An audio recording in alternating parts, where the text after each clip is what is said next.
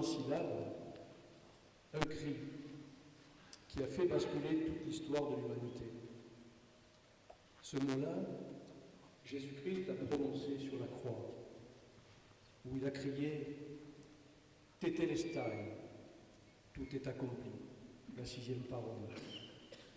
Voyez-vous, ce mot est prononcé en grec et sa portée est immense, bien plus profonde que beaucoup ne peuvent imaginer. À l'époque, ce mot était utilisé dans plusieurs contextes très précis. Dans le commerce, il signifiait dette complète, complètement réglée, rien à ajouter, rien à payer de plus. Dans le temple, il signifiait sacrifice parfait, accepté et sans défaut. Sur le champ de bataille, il signifiait mission accomplie, victoire totale, ennemi vaincu. Alors, quand Jésus a crié « Tétélestai », il ne murmurait pas une fin, il proclamait un triomphe éternel. Il déclarait que notre dette était effacée. Il affirmait que notre condamnation était levée par un sacrifice parfait et accepté. Et il proclamait que le chemin vers Dieu était ouvert. Tout a été payé, tout a été accompli, tout a été rendu disponible. Jésus est venu restaurer tout ce que le péché avait volé. La plus belle lettre d'amour de tous les temps n'a pas été écrite sur une page, mais sur une croix. Et il a laissé la trace de cette lettre avec ce tissu que l'on appelle linceul de Turin. Alors pour nous chrétiens, pour moi, docteur Frédéric Nadal, pour les membres de l'association Montre-nous ton visage, pour beaucoup de catholiques, nous sommes là en présence du drap qui a entouré le corps de Jésus de Nazareth, qui est mort pour nous et qui a été ressuscité. Pour d'autres, il s'agit d'un faux médiéval fait par un expert, un faussaire, dont on ne connaît pas le nom. Mais pour la science, c'est une anomalie. Imaginez que sur cette image, il y a plus d'informations que dans un disque dur d'ordinateur. Imaginez que la silhouette de cet homme n'est pas une peinture. Il n'y a pas de pigment, il n'y a pas d'encre. Elle se comporte comme un négatif photographique et elle possède en elle-même une tridimensionnalité et un code couleur. Alors, aujourd'hui, je suis venu vous apporter des pièces à conviction d'un dossier médical qui rend complètement fou les médecins depuis 120 ans.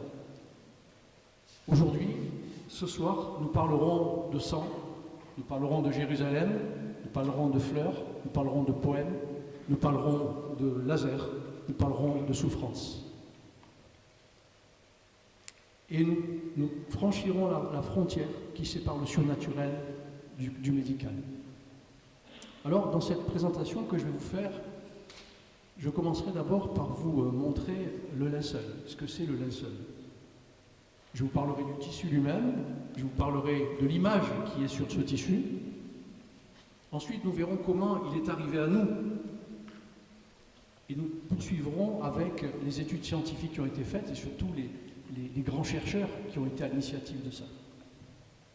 Enfin, je vous ferai un petit chapitre qui m'intéresse beaucoup, c'est que finalement, à partir des données du linceul, peut-on faire un portrait robot de Jésus de Nazareth? Comment était-il physiquement?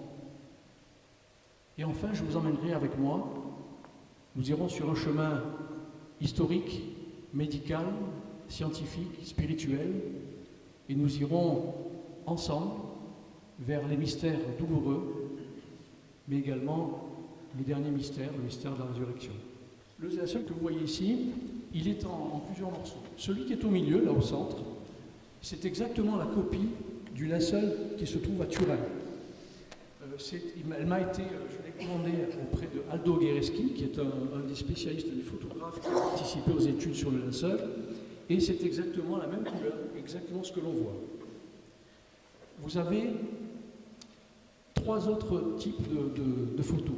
Vous avez la première, en fait, en couleur sépia. C'est la même couleur que sur la linceul de Turin, mais pour les besoins de la présentation, on a mis une face verticale et une face ventrale. Le linceul était un drap que l'on mettait sur la pierre tombale, on posait le corps du mort et on rabattait la partie supérieure du linceul que l'on recouvrait, et on recouvrait donc le mort comme ça. La deuxième image, c'est une photo qui a été prise en 1898 par Secondo Pia à Turin lors d'une extension du linceul. Secondo Pia était un avocat, un passionné de photographie. Il a été choisi pour faire la photo du linceul qui est ici. Il a mis 3 jours pour avoir des bons résultats. Et le 3e jour, en développant sa photo, vous savez qu'à l'époque, ce n'était pas un appareil photo comme on a maintenant, ou des photos avec des pellicules, mais il y avait un temps d'exposition de 30 minutes, et de la boîte noire, il a sorti une plaque qui faisait 60 cm sur 50, et en développant sa plaque, il a failli lâcher la plaque, parce qu'il a découvert cette image-là.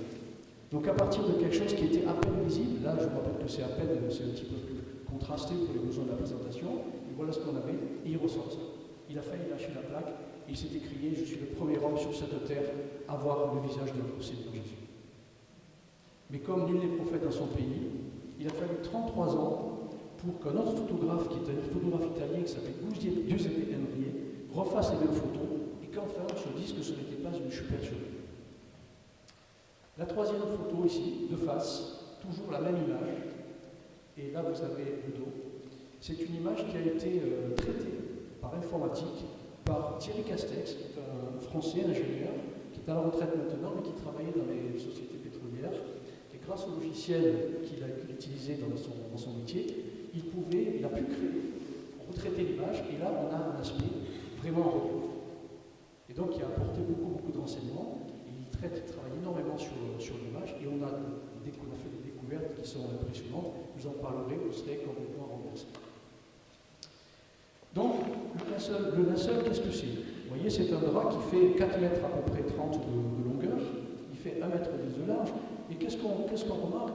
C'est que la longueur est égale à 8 coudées, un multiple d'une coudée, la coudée étant l'unité de mesure des tissus de la période que l'on trouvait en Syrie, qui fait à peu près 54 cm. La coudée, c'est la distance qui part du coude jusqu'au niveau de l'extrémité du majeur. Quand vous alliez acheter du tissu, vous disiez, allez, donnez-moi 3 coudées, 4 coudées. Donc le vendeur, vous faisait comme ça. On a exactement le chiffre multiple de 8. Et en largeur, on a le multiple de 2. Donc c'est par hasard, ça veut dire que ça, c'est en faveur d'un tissu du 1er siècle, un tissu ancien, et non pas un tissu du Moyen-Âge. Ça, c'est la première des choses. Ce tissu, c'est un tissu qui est très fin. Il fait 0,35 mm d'épaisseur, c'est-à-dire l'épaisseur de papier à cigarette. Mais il était fait de telle façon, tellement robuste, tellement souple, qu'il était très solide. Il a un tissage particulier, qui est un tissage qui est dit en sergé, 3I1, c'est-à-dire que lorsque vous faites un tissage, vous avez des fils verticaux qui s'appellent des fils de chaîne, et des fils transversaux qui s'appellent des fils de trame. Et là, on a 3 fils de trame qui passent sous un fil de chaîne, et vice-versa. Et il y a une structure qui est faite, et il est très très rare de trouver un tissu en lin, ça n'existe pas, hormis celui-là, qui possède cette caractéristique. On a trouvé déjà en archéologie des tissus de soie, avec en sergé 3 en 1, mais jamais sous forme de lin. C'est un tissu qui a été blanchi après tissage. À l'époque, on tissait le tissu, il était couleur orangée, on le nettoyait avec des bains successifs, et ensuite on étalait ces tissus sur le sol, dans la nature. Dans les années 780, ça a changé. Pourquoi? Parce qu'il fallait des grandes surfaces pour étaler ces tissus, le commerce développant, les boutiques qui étaient dans les villes devaient trouver un autre moyen pour créer leur tissu. Donc ils ont décidé de blanchir le lin avant, de tisser après, et donc il suffisait après de mettre sur une étagère et de vendre au public. Donc on sait que c'est un tissu qui a été tissé avant 1780, puisque c'est à partir de 1780 que l'on a ce type de tissage. Je vais vous donner un exemple. L'enrichissant, c'est le sac de Charlemagne. Je vous donne un petit repère. Donc on le sait parce qu'entre les fils, il y a des zones marron, ça veut dire que le lavage n'a pas été à l'intérieur des fibres. Donc, argument en faveur d'un tissu ancien. C'est un tissu très important qui ne contient pas de fibres animales. Vous savez que dans les livres juifs, dans le Deutéronome 19.9 et dans le Lévitique 19.9 et le Deutéronome, on dit tu ne t'habilleras pas d'un tissu mêlé de sang, de laine et un tissu mêlé de fibres végétales. Il ne fallait pas de laine animale en fait. Et dans ce tissu-là, il n'y a pas de laine animale. Ça veut dire que ça a été fait sur un métier à tisser uniquement dédié au lin. Mais pas tout à fait, parce qu'on a trouvé des petits morceaux de coton qui s'appellent le Gossypium herbaceum, c'était des petites traces de coton, qui est un coton qui pousse dans les régions chaudes. Dans les régions chaudes. En Europe, il ne poussait pas. Donc, on le sait parce qu'on arrive bien à les différencier. Et donc, c'est un tissu qui a toutes les caractéristiques d'un tissu ancien. Et vous avez une femme qui s'appelle Barbara Frey, qui est la responsable des archives secrètes du Vatican, qui est encore en exercice, qui connaît bien ces problèmes-là, ces tissus, qui nous dit qu'il s'agissait probablement d'un tissu qui était utilisé par le grand prêtre du Temple, et qui commandait des tissus de très grande qualité, qui étaient très très souples, qui étaient très très blancs. Et donc, ça rend toutes les caractéristiques de ce type de tissu. Et rappelez-vous, quand Jésus décède, il y a Joseph d'Arimathie, qui faisait partie du Sanhédrin. Joseph d'Arimathie, dont l'évangile dit, je crois que c'est Matthieu, Joseph d'Arimathie, qui était un homme riche. C'est la première fois qu'on fait référence à la fortune de cet homme-là. Et il va voir Pilate, il demande à Pilate le corps de Jésus. Pilate lui accorde, on verra pourquoi ça lui a été accordé, et il va acheter le tissu. Il devait être à peu près 18h, et 18h c'était le jour de Shabbat, et donc les boutiques étaient déjà fermées. Donc il n'a pu acheter qu'au temple. Il avait des ouvertures au temple. Donc il a acheté là où c'était tout à fait possible. Et on considère que pour faire ce type de tissu, il fallait à peu près 6 mois. Ce tissu, au prix d'aujourd'hui, il serait entre 6 000 et 10 000 euros. Donc très très très cher. Donc il fallait vraiment que ce soit un homme riche et qui décide de prendre le tissu qui était utilisé par les grands prêtres. Et pour lui, Jésus était le nouveau grand prêtre. Et dans son esprit, l'entourer de ce tissu-là, c'était quand même quelque chose d'important.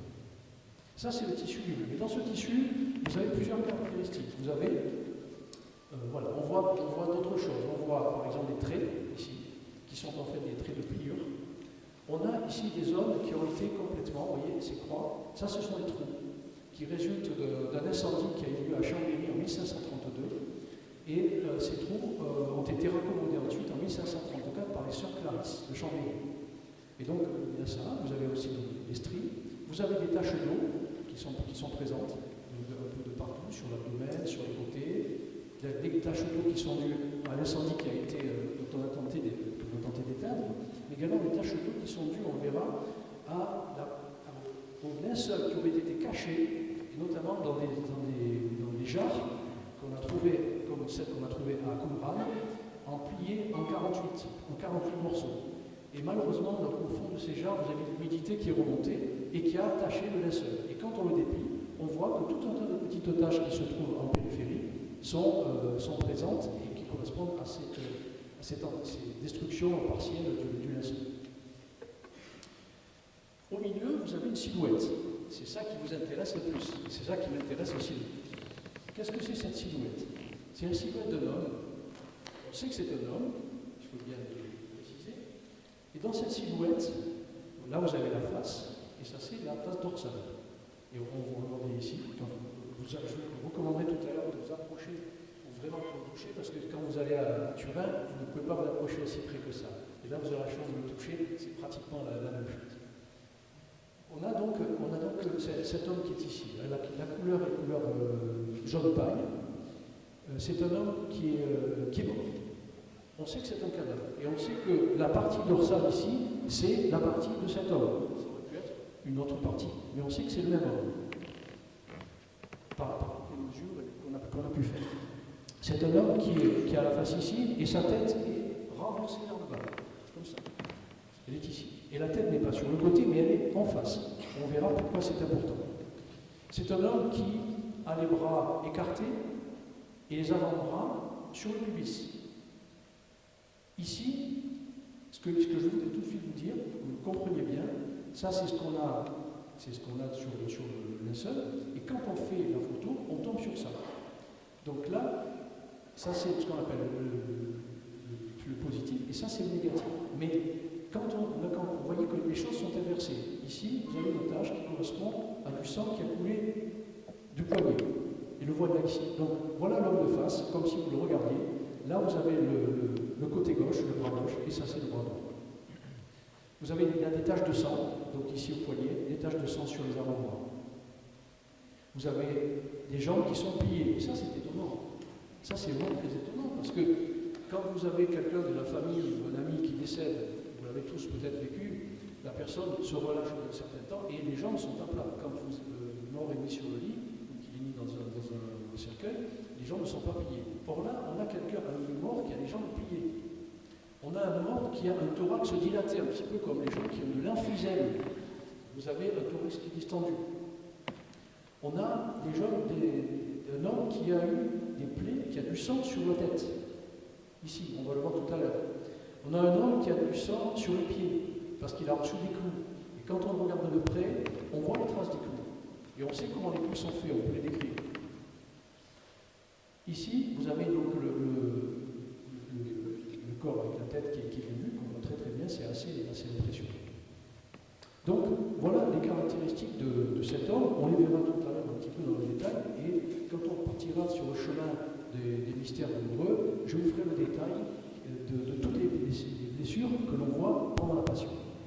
Ça, c'est le linceul. Voilà, le linceul, comment il est recouvré sur le corps. C'est un linge funéraire du 1er siècle, de grand luxe. Et finalement, on a un tissu qui est de grand luxe, mais qui a contenu un homme qui a été martyrisé. Donc, qui a été martyrisé enterré comme un prince et martyrisé. Oui, pardon. Voilà, ça c'est une des caractéristiques du film. C'est un film qui a une torsion particulière, c'est une torsion qui était en Z, qu'on retrouvait en Syrie, ou au Moyen-Orient, contrairement à la torsion en S des fibres que l'on voyait en Égypte. Le fil, il y a 30 km de fil, il y a 100 millions de fibrilles. Il a fallu 6 mois à peu près, comme je vous l'ai expliqué, pour le fabriquer. L'empreinte de l'homme martyrisé, on vient de le voir. Et alors, comment est-il arrivé à nous? On connaît très très bien le parcours du linceul. Il a été très bien documenté à partir de 1356-1357. Il apparaît pour la première fois en France dans une ville en Champagne qui s'appelle Liré.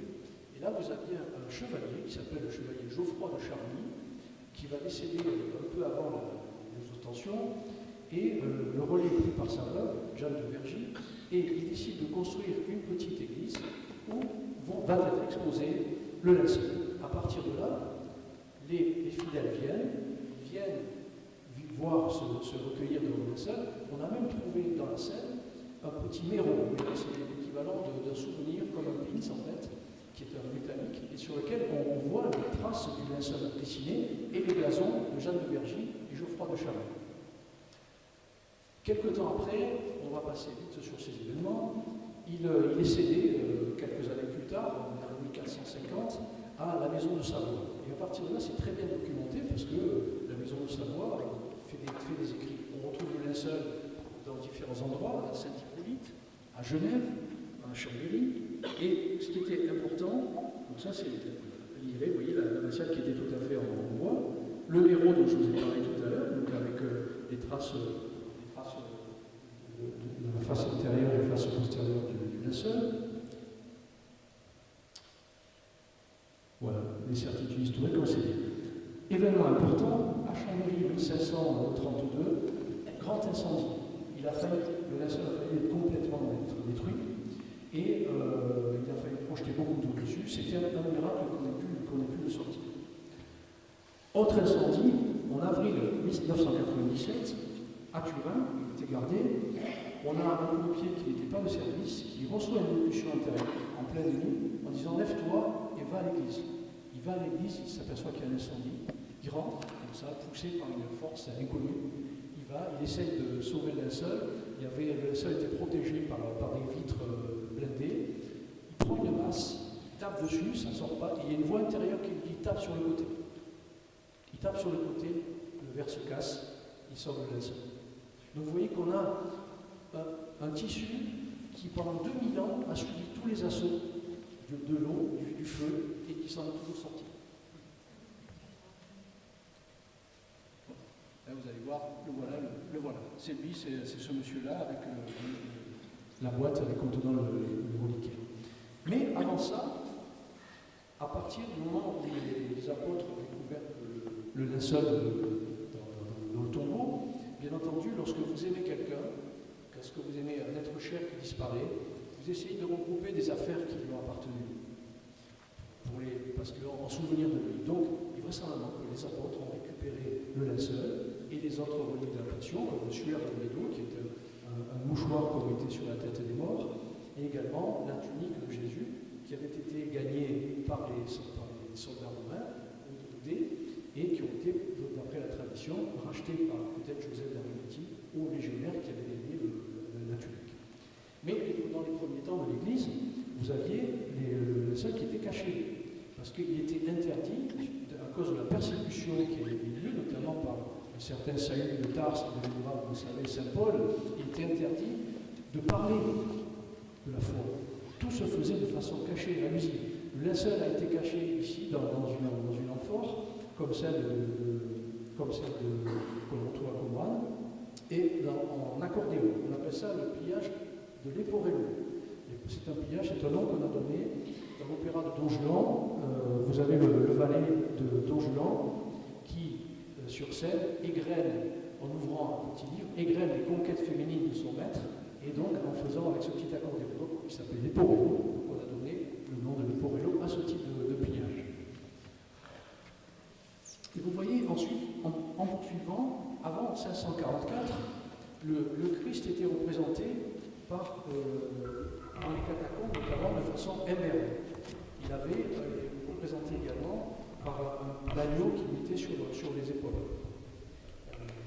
Et après 544, on a une modification. À Édesse apparaît donc une image, on voit ici une image, à l'occasion de travaux à la suite d'inondations, on trouve entre des pierres un tissu avec une image qui est montrée. On ne montre que le visage. On pense que ça va s'appeler probablement le Mandilion. Et ce visage est montré et il fait fuir les ennemis. Et à partir de là, l'iconographie du Christ change complètement. Puisque, voilà, ici vous avez le visage du Christ qui est dessiné et à côté vous avez le linceul. Voilà, le linceul qui est ici. Et on a des correspondances qui sont très importantes. Et certains spécialistes ont essayé de montrer qu'il y a au moins 40 correspondances. Et vous voyez qu'on a un homme qui est celui qui est ici, avec une mèche, une raie aux yeux, les cheveux longs, la barbe, et ce n'était plus du tout l'image qu'on avait du Christ qui était dans les catacombes. Déjà, dès le 1er et 2e siècle, on a trouvé des vénérations du Christ, d'adoration du Christ sous forme de petits bijoux. Les femmes portaient des bijoux sur elles. On a trouvé notamment une bague qui est une cornaline qui a été trouvée à Costanza en Roumanie et sur laquelle on voit la croix de Jésus nu entouré par ses apôtres. On retrouve au IIIe siècle ce type de bijoux. C'est une entaille de jaspe rouge. Les entailles, pour ceux qui ne connaissent pas, vous connaissez tous le camée. Le camée, c'est un petit bijou avec en relief la Vierge Marie, par exemple. Mais l'entaille, c'est creusé dans la surface du bijou. Et dans l'entaille, on voit également Jésus nu sur la croix. Donc, cette vénération de la croix était particulière parce que quelqu'un qui était mis sur une croix, c'était infamant pour une famille. Quand vous aviez quelqu'un qui était condamné sur la croix, vous ne pouviez même pas le mettre dans votre caveau familial. Ce n'était pas possible, la loi l'interdisait. Donc là, on avait des gens qui avaient cette vénération, et ça, c'est une preuve que Jésus a bien existé. Vous voyez, ensuite, on a, par exemple, au monastère de Sainte-Catherine au Sinaï, on voyait l'image du Christ. Et là, je voudrais juste attirer votre attention. Vous voyez ici, là, vous avez le Christ, et souvent, on retrouve des petites mèches de cheveux qui sont là, qui sont venues ici. Et les artistes qui ont fait ça, ça veut dire qu'on sait qu'ils ont vu le linceul. Ils l'ont vu parce qu'ils sont allés sur place à Édesse, ils ont vu le linceul. Donc, ils ont copié ce qu'il y avait sur le linceul, et donc, ils ont fait ce qu'ils ont pu. C'est-à-dire, là, ils ont dit, il y a une petite mèche de cheveux, donc on va la dessiner. Vous voyez ici, ils ont pris ça pour une mèche de cheveux. Et on verra que c'est du sang. Les premiers crucifix apparaissent au 5e siècle, et Constantin, à partir de 320, interdit la crucifixion. Donc pendant des années, on n'a plus vu une crucifixion, on a imaginé qu'elle se faisait comme on l'a pensé, notamment avec les clous dans les mains, et en fait on verra que c'était pas ça, c'était les clous dans les poignets. Donc les choses avancent, et on arrive à 1180, et là on a un livre, une enluminure qui s'appelle le Codex, qui a été découvert par un moine qui s'appelle M. Pré, donc on l'appelle le Codex de Pré, et qui est détenu actuellement à la bibliothèque de Budapest, dans lequel il y a des dessins, et notamment 2 dessins superposés, dans lequel on a en haut l'ensevelissement de Jésus, ici, et là vous avez, ici, voilà, et là les saintes femmes qui arrivent au tombeau. Et on s'aperçoit que sur ce dessin, rappelez-vous, 1195, on a les caractéristiques que l'on retrouve sur le linceul. Les bras croisés, ici, très important, là je ne vous en ai pas parlé, mais je vous en parle maintenant, il n'y a que 4 doigts. Les pouces ne sont pas vus, ici. Ici, à la partie basse, vous avez le dessin agrandi de tout le tissage de ce que l'on retrouve sur le linceul. Et notamment, vous avez des trous qui sont bien visibles ici, et qui correspondent à des trous qui étaient sur le linceul, et qui datent, qui sont anciens, et probablement que sur un autel, le linceul plié en 4, un prêtre a dû vouloir bénir l'autel, et il a dû faire tomber des charbons sur le linceul. Et ça a fait des trous, et quand on déplie en 4 le linceul, on tombe sur tous les trous que l'on voit sur le linceul aussi. Donc on sait que ces trous qui sont dessinés là existent déjà avant 1195. En 1204, Constantinople est attaquée, et à Constantinople, Robert de Clary, qui était un soldat qui tenait une rubrique importante, nous dit qu'à partir de ce moment-là, le linceul de notre Seigneur Jésus-Christ, qui était exposé tous les vendredis, disparaît. En 1204, la 4e croisade. Qu'est-ce qui est devenu après? On ne sait pas trop. On a plusieurs hypothèses sur son parcours. Certains disent que le roi Saint-Louis l'aurait acheté au roi Baudouin, roi de Constantinople, il l'aurait gardé à la Sainte-Chapelle, à Paris. D'autres que Othon de la Roche, qui est un des capitaines de la 4e croisade, l'a pris. Il a été ensuite à Athènes, et il avait de la famille en Champagne, il aurait transmis le linceul en Champagne. Donc il y a différentes hypothèses, et tous les historiens essayent de trouver chacun. Alors, vous voyez qu'on a ce petit parcours, mais quelles sont les grandes dates scientifiques dont on peut parler sur le linceul?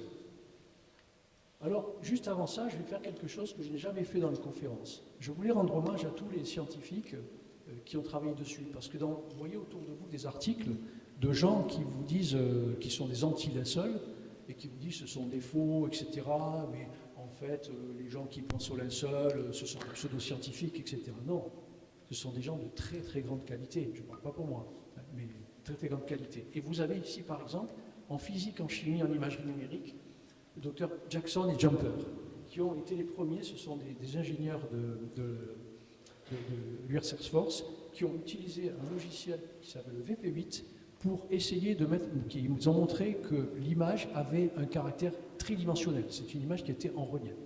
Vous avez Raymond Rogers, c'est un chimiste de renom aux États-Unis, à Los Alamos. Thierry Castex, en France, un géophysicien, et donc c'est Thierry Castex qui a fait les traitements d'images comme ça. Vous voyez? Et donc ça augmente la sensibilité, et on voit beaucoup de choses. Et quand on s'approche, je vous encouragerai tout à l'heure, à la fin, de venir dessus. Vous pourrez toucher le tissu, vous verrez les images de près, et toutes ces blessures dont on va parler, qui sont présentes dessus. Le docteur Paolo Di Lazzaro, qui est un physicien qui a exploré les images. Parmi les spécialistes du textile, vous avez Madame Melkilde Fleury-Lumberg, la plus grande spécialiste mondiale des textiles, qui est morte maintenant, mais notamment elle a montré que sur le linceul, sur l'un des côtés du linceul, ici, vous avez une bande. Vous voyez, c'est une bande. Et cette bande, à l'époque, au début, elle a été découpée et il y a réattachée avec une couture particulière. Cette couture, c'est une couture qui a été retrouvée sur un petit morceau de tissu à la forteresse de Masada, qui a été détruite par les Romains en 73, après Jésus-Christ. Et là, on a trouvé ce petit tissu avec, probablement, dit-elle, un tissu qui a été tissé sur le même métier à tisser que sur le linceul. Donc, en 73, on avait déjà un tissu qui est le même que celui du linceul naturel. Donc, encore un argument en faveur d'une possibilité de vérité de ce tissu qui vient de cette époque-là. Il y avait Max Frey, qui est un Suisse, et c'était le directeur de l'Institut criminel de Zurich, et c'est lui qui a travaillé sur les pollens. Donc, quand il y a eu les études qui ont été faites, il a pris des morceaux de scotch et il a passé ces scotch sur le tissu. Il a récupéré des pollens et son objectif était de montrer que beaucoup de ces pollens, et il avait raison, venaient de la partie du Proche-Orient, et on peut essayer de retrouver le parcours du linceul. Il y a quelques pollens qui sont en France ou en Italie, mais beaucoup de pollens sont de cette région-là. Et ces études ont été confirmées par le professeur Avinoam Dadin, qui est un professeur à l'université hébraïque de Jérusalem. Il se trouve qu'il y a beaucoup de scientifiques israéliens qui travaillent sur le linceul, parce que ça les interpelle quand même. C'est vraiment quelque chose qui est incroyable. Et ils sont vraiment très, très, très, très professionnels. En hématologie, spécialiste du sang et la biochimie, le professeur Pierluigi Beima Bologna, directeur de l'Institut de médecine légale de Turin, c'est lui qui a montré que le sang était du groupe AB. Le groupe AB, c'est le groupe le plus rare au monde. Il y a 4% de la population mondiale qui est porteur de groupe AB. Mais en Orient, Proche-Orient, c'est un sang qui est beaucoup plus fréquent. Donc ça, on a bien identifié. Et il faut savoir que ce groupe AB, c'est le groupe que l'on retrouve sur les deux autres reliques de la chrétienté, la tunique d'Argenteuil et le suaire d'Oviedo. Le suaire d'Oviedo, c'était ce tissu qui était mis sur la tête du mort, on va en parler. Donc tous des spécialistes renommés dans leur métier, et vous avez également des spécialistes en minéralogie, et vous avez le docteur Joseph Kolbeck, qui a montré que on le verra tout à l'heure, mais on a trouvé sous les genoux, sous le nez et sous les pieds des petits morceaux de roche calcaire qui s'appellent l'aragonite. L'aragonite, c'est une roche qui existe un petit peu dans le monde entier, mais la particularité de cette roche, c'est qu'elle est riche en strontium et en fer. Donc il y a un profil particulier, et on sait que c'est les mêmes roches que celles qui sont dans les temples de Jérusalem. Donc, vous voyez, ce sont des gens qui vont très très loin et qui sont très, très, très, très spécialisés. Et en France, en médecine légale et recherche historique, vous avez bien sûr le professeur Pierre Barbet, c'est le grand-père du président de notre association Montre-nous ton visage, Pierre Barbet, qui était professeur, chirurgien, professeur à l'hôpital Saint-Joseph à Paris. Et c'est lui qui, dans les années 50, à partir des images qu'on avait, a pu étudier la souffrance. Et c'est lui qui a écrit La Passion de notre Seigneur Jésus selon le chirurgien. Et c'est lui qui a montré que l'homme a été crucifié dans les poignets et non pas au niveau de la paume des mains. Qu'est-ce qu'il a fait pour prouver ça ? La loi interdisait à ce qu'on utilise un cadavre fraîchement décédé, un homme fraîchement décédé. Donc il ne fallait pas le faire avant 24 heures. Mais lui, il fallait des membres qui soient frais. Donc quand il faisait une amputation, par exemple d'un bras, il allait tout de suite accrocher un poids de 40 kg au niveau du coude et il voyait ce que ça donnait. Et il mettait le clou dans la paume de la main et dans tous les cas, le clou se déchirait. 40 kg, c'est pas beaucoup, hein, mais donc ça ne tenait pas. Et c'est lui qui a montré que ça tenait parce que le clou était mis dans le carpe, c'est-à-dire la jonction entre la main et l'avant-bras, et là, ça tenait. Et enfin, le test de datation au carbone 14, les spécialistes, on a Tristan Casabianca, qui est un Corse, et qui est une sommité parce qu'en 2017, il a utilisé l'existence d'une loi anglo-saxonne permettant à toute personne de demander à un organisme qui avait bénéficié de subventions de l'État des résultats des tests ou des études scientifiques qui ont été faites. Donc il a pu avoir ça, il a pu enfin avoir les résultats du test au carbone 14. Donc vous savez que c'est un test qui a dit au départ que le linceul datait du Moyen-Âge. Donc il a fait retraiter tout ça par des spécialistes en statistique. Il a fallu 30 ans pour que le laboratoire anglo-saxon donne ces résultats-là. Et donc il a été l'initiateur d'une destruction du test au carbone 14. Et vous avez donc Giulio Fanti, qui est également professeur de mécanique thermique et l'université de Padoue. Vous avez des statisticiens, donc des gens de grande qualité, des grands scientifiques. Alors, l'histoire a commencé donc à Turin, je vous l'ai dit tout à l'heure, en 1898. Secondo Pia a fait cette photo, qui est magnifique. Et il faut savoir qu'un an avant, une jeune femme mourait en 1897. Elle s'appelait Thérèse. Et donc, elle avait dit « Je voudrais passer mon ciel à faire du bien sur la terre ». Elle avait une vénération pour la Sainte Face. D'ailleurs, elle s'était fait appeler Thérèse de l'Enfant Jésus. De la Sainte Face. Il n'y a pas le « et », ne mettez pas le « et ». Elle signait toujours de l'Enfant Jésus, virgule, de la Sainte Face. Pour elle, c'était la même chose. Voilà. Donc on voit parfois dans des articles, on parle d'elle en disant « et de la Sainte Face ». Non, c'est une erreur.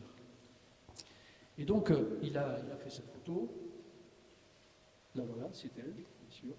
Secondo Pia, le voici, hein, voilà l'allure qu'il avait, donc avec son petit chapeau et sa moustache, et son appareil photo. Voilà. Et voilà ce qu'il a fait quand il a fait la photo en positif, et voilà ce que ça a donné. Donc vous voyez, c'est autre chose. Maintenant, pour ceux qui sont les plus jeunes, vous n'avez pas connu ça, mais on achetait, quand on voulait faire une photo, on achetait une pellicule chez le photographe, on ouvrait l'appareil photo, on mettait la pellicule à l'intérieur, on fermait l'appareil photo, et on prenait nos photos, qui étaient des 12 poses, des 24 poses ou 36 poses. Et ensuite, on ouvrait l'appareil, on rembobinait la pellicule, et on le donnait au photographe, et il nous donnait également un négatif. Donc là, tous les personnages que l'on avait pris en photo apparaissaient en noir et blanc. Donc irreconnaissables. Or là, c'est différent. Là, l'image qui serait théoriquement le négatif est en fait le positif. Et donc, c'est ça qui est extraordinaire. Voilà, pour vous montrer, donner l'exemple. Ça, c'est la fille du photographe italien Aldo Guereschi qui m'a fait cette impression. Et voilà la photo ici donc, de sa fille. Voilà la photo du linceul, hein, c'est ça. Voilà, donc elle est en positif, comme si c'était positif. Mais quand on développe, voilà ce qu'on a. Elle apparaît comme ça, et le linceul apparaît comme ça. Donc c'est absolument extraordinaire. C'est unique au monde. C'est unique au monde. Il y a une singularité sur ce phénomène-là. Donc, il y a deux Français. Il y a le professeur Delage et le professeur Vignon, qui sont des agnostiques. Ils ne croient pas. Ils découvrent ça, mais ce sont des scientifiques. Ils aiment la science. Et ils étudient cette image. Et en étudiant cette image, ils arrivent à la conclusion que c'est l'image de Jésus de Nazareth qui a été crucifié et mort pour nous. Donc ils présentent leur communication à l'Académie de médecine, et là, le président de l'Académie, c'est le professeur Berthelot, que vous voyez ici, qui est un athée notoire, et Berthelot refuse d'enregistrer leur communication, parce que pour lui, c'était de la foutaise. Donc, ils ont, malgré leur sérieux, ils tombent sur quelqu'un qui refuse d'enregistrer cette communication. Mais Pierre Barbet, le voici, extraordinaire, il consultait toujours avec sa cravate, en costume, donc un peu à l'ancienne. Hein. Et autre moment important, c'est en 1977. Un groupe de chercheurs américains crée une association apolitique, non religieuse, autofinancée, qui s'appelle le STURP. C'est l'acronyme de Child of Turin Research Project. Et ils obtiennent du Vatican de venir du 8 octobre au 13 octobre 1978 à Turin. Ils ont l'autorisation de rester 5 jours. On continue, jour et nuit. Ils se relaient, ils sont une trentaine, ils se relaient par groupe de 2. Il y a toutes les spécialités qui sont là, 5 tonnes de matériel. Vous voyez le camion qui est là. En fait, vous avez ici le camion avec le matériel qui arrive, ici. Là, vous avez les gens qui sont, vous allez les voir, vous avez toutes les spécialités représentées, anatomie, anthropologie, archéologie, histoire de l'art, biochimie, tous les gens sont là, tous les spécialistes, qui n'étaient animés que par une chose, se dire qu'enfin ils vont pouvoir ne plus entendre parler du linceul et qu'ils vont montrer que c'est un faux du médiéval. Ils ont tous été complètement scotchés quand ils ont vu les résultats de leurs études. Et là, vous voyez, par exemple, vous avez ce scientifique, comme il travaille. Et je trouvais qu'ils étaient très très beaux. Regardez, Ils sont tous autour, chacun donne son avis, ils sont passionnés, on le sent. Regardez, c'est extraordinaire, parce que vous voyez que c'est des gens quand même assez mûrs et qui ont eu une certaine expérience. Et qu'est-ce qu'ils ont montré? Ils ont montré que, entre autres, que l'image n'est pas reproductible. C'est une image singulière, unique au monde. Alors, il y a des gens qui ont essayé de reproduire ça, notamment dans Science et Vie. Je ne sais pas si vous l'avez en Belgique aussi, le magazine Science et Vie, qui a essayé à plusieurs reprises de représenter, de montrer ce qu'on peut faire comme représentation. Ils ont pris des bas-reliefs, ils ont mis un drap mouillé, ils ont mis de la peinture ocre. Toutes les tentatives de reproduction du linceul ont échoué. Et regardez sur les images que ça donne sur les côtés, sur les 6 petits carrés que je vous ai mis, ça n'a rien à voir avec le linceul. On peut avoir l'image approximative d'un homme, mais toutes les caractéristiques qui font que ce linceul est unique n'y sont pas. Et c'est ça qui fait la grande force de ce tissu. Autre élément qui était important, c'est la nudité. Pour la première fois dans l'histoire de l'art, on avait un Jésus de Nazareth qui était présenté comme nu, ce qui était impossible. Auparavant, jamais. Vous avez simplement une statue de Michel-Ange qui se trouve à Florence, je crois, où vous avez Jésus qui est nu. C'est la seule statue qui existe. Mais encore, Michel-Ange est né en 1400 et quelques, donc après la datation présumée théorique faite par le carbone 14. Mais ça, c'est une première chose. Et surtout, non seulement il était nu, c'était impossible, mais en plus, on l'a représenté de dos. Parce qu'on l'a toujours représenté de face, mais jamais un faussaire aurait imaginé représenter Jésus de dos, parce que ça ne serait pas passé. Si c'est un faussaire qui avait fait ça, pourquoi est-ce qu'il l'aurait fait? Parce qu'on lui a fait une commande. Parce que des prêtres dans une église voulaient attirer les fidèles et faire payer le droit d'entrée, comme ça se faisait. Et donc, il aurait fait quelque chose qui représentait ce que les gens pensaient être la vérité. Mais jamais un homme nu allongé comme ça. Et 1988, le coup de tonnerre du carbone 14. Ça, vous en avez tous entendu parler. Le carbone 14, c'est un test qui, en fait, permet de dater les tissus et de différents composants dans l'archéologie à partir de la teneur en carbone 14. Donc, on a ici, voilà, on a pris un petit prélèvement et les conclusions de ce test-là, c'est que le tissu date de 1260-1380. Devant un tableau noir, vous avez Michael Titt, qui était le responsable du British Museum, qui supervisait les 3 tests. 3 tests ont été confiés à 3 laboratoires, Tucson aux États-Unis, Oxford à Londres et Zurich en Suisse. Et ils ont regroupé ça avec un écart qui est très important. Ils étaient, vous voyez, le point d'exclamation, on va dire c'est fini, il n'y a plus rien à voir, circuler, ça y est, c'est un faux du Moyen-Âge. Et Tristan Casabianca, en 2017, a réussi donc à faire ses travaux. Et il m'a raconté que c'est un ami, donc il m'a raconté qu'il est monté à Londres. Il a dit à personne qu'il montait. Ils l'ont accueilli, ils lui ont demandé une confidentialité, ils ont fait signer des papiers, ils lui ont montré tous les résultats. Donc il a pu travailler comme ça. Et qu'est-ce qu'on regarde dans le test au carbone 14? C'est que l'échantillon qui est prélevé est tout petit, donc puisqu'il faisait 8 cm en fait, la totalité, et en fait que la moitié a été testée, et sur chacun des 3 cm, la datation est différente. Ce n'est pas possible. Quand vous faites, avec la même technique de dosage, quand vous faites sur un petit morceau comme ça, c'est qu'il y a un problème. Le problème vient que on a montré que l'échantillon qui a été choisi n'est pas bon, il avait été rapiécé au Moyen-Âge, et probablement des contaminations, parce qu'on était sur exactement l'angle, vous voyez sur la face ventrale ici, ça c'est la zone où l'échantillon a été découpé. C'est la zone où les prêtres, ou les évêques, quand ils faisaient l'ostension, tenaient le linceul par là. Et donc il y a tout un tas de contaminations. On sait maintenant que peut-être que la technique était valide, mais le choix de l'échantillon n'a pas été bon, ça a été fait dans un amateurisme confondant. Il faut savoir que le STURP, qui était le plus grand, l'organisme le plus important, avait fait un rapport de 800 pages, un protocole de 800 pages, et dans lequel il avait dit qu'il fallait 7 laboratoires, 2 techniques différentes de dosage, des non-communications des résultats entre les laboratoires, et quelques mois auparavant, le Vatican décide unilatéralement de casser tout ce protocole qui avait été fait par des chercheurs de niveau stratosphérique et qui décide qu'il n'y a que 3 laboratoires qui vont faire ces tests.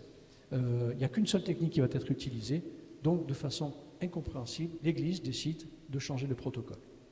Et ils ont pourtant été avertis par le STURP en disant attention, si vous changez les protocoles, vous allez vous faire taper dessus parce qu'on n'assure pas que le résultat soit bon.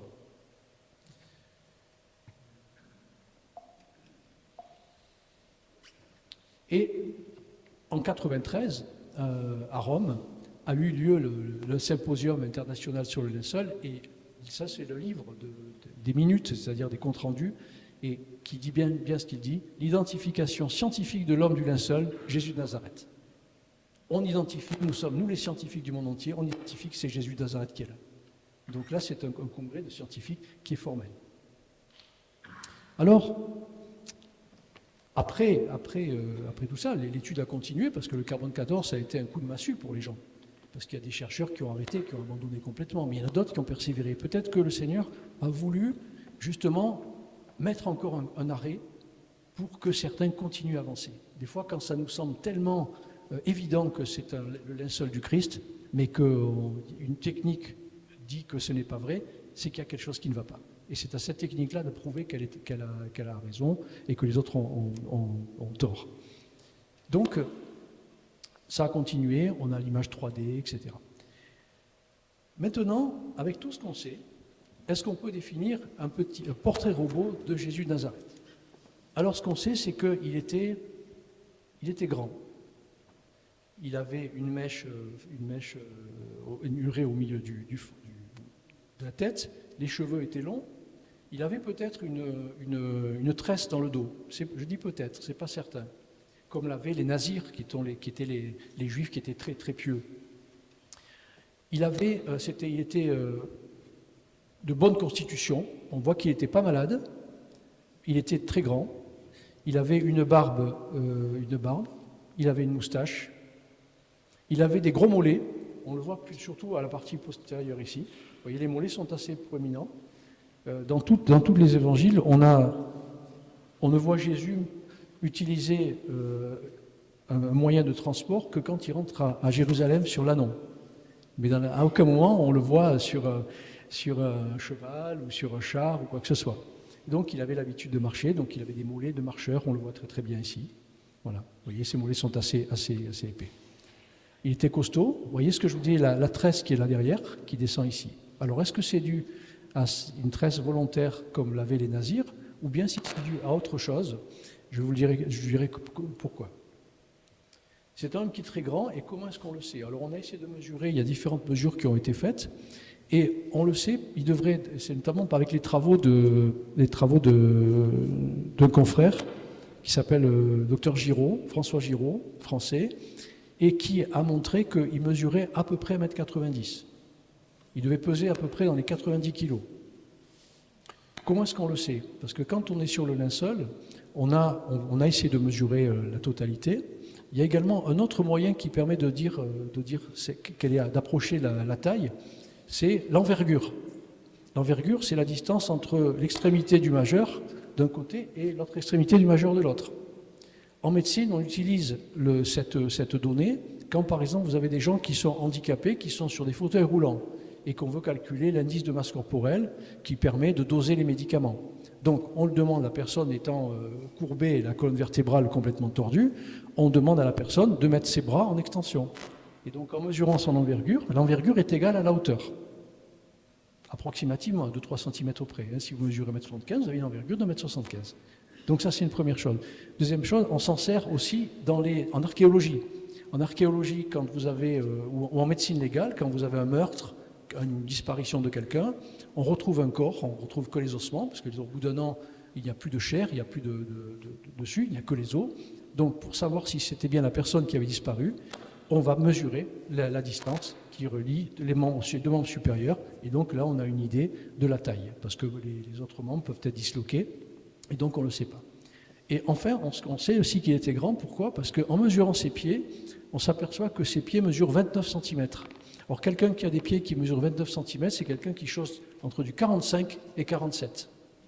Donc, c'est quelqu'un de grand. Et quand on compare les pieds par rapport à la taille, on arrive à cette distance entre 1,85 m et 1,95 m à peu près.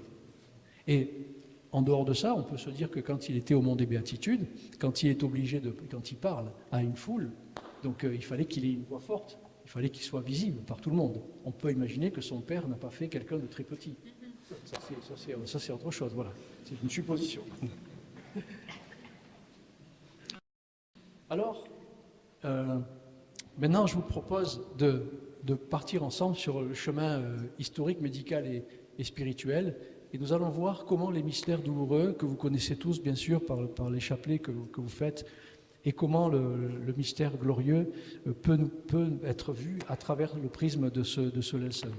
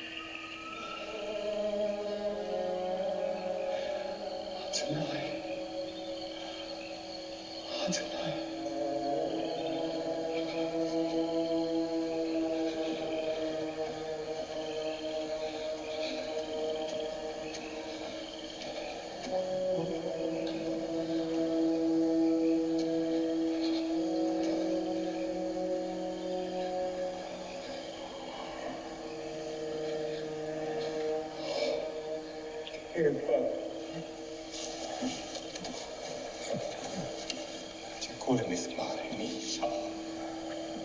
فبنا أقري لك فكر لثغر يدري راجعهم وبيوتب يقصون نيكنا ومن هلك ينوز تبتنا تعالوا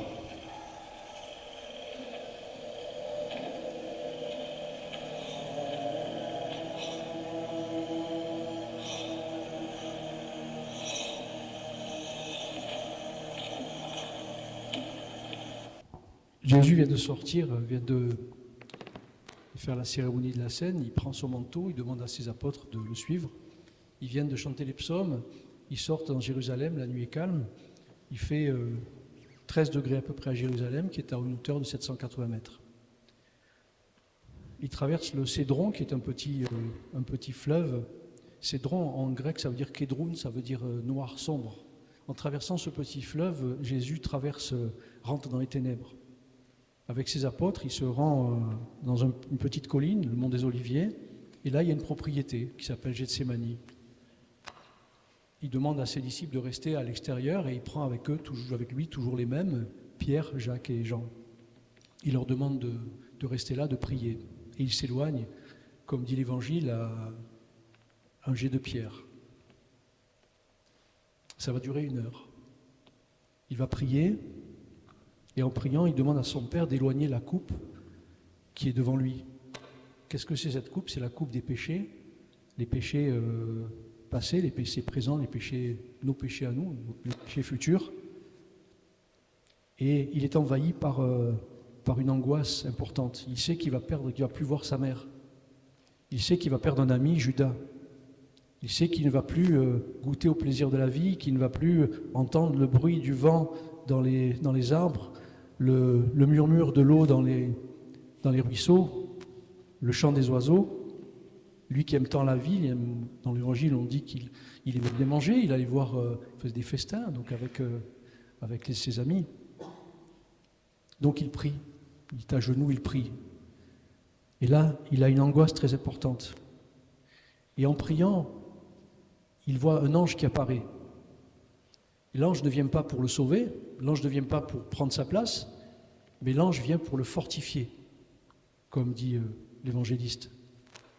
Or Jésus, à ce moment-là, à cause du stress qu'il avait, a une sensation d'être le péché du monde.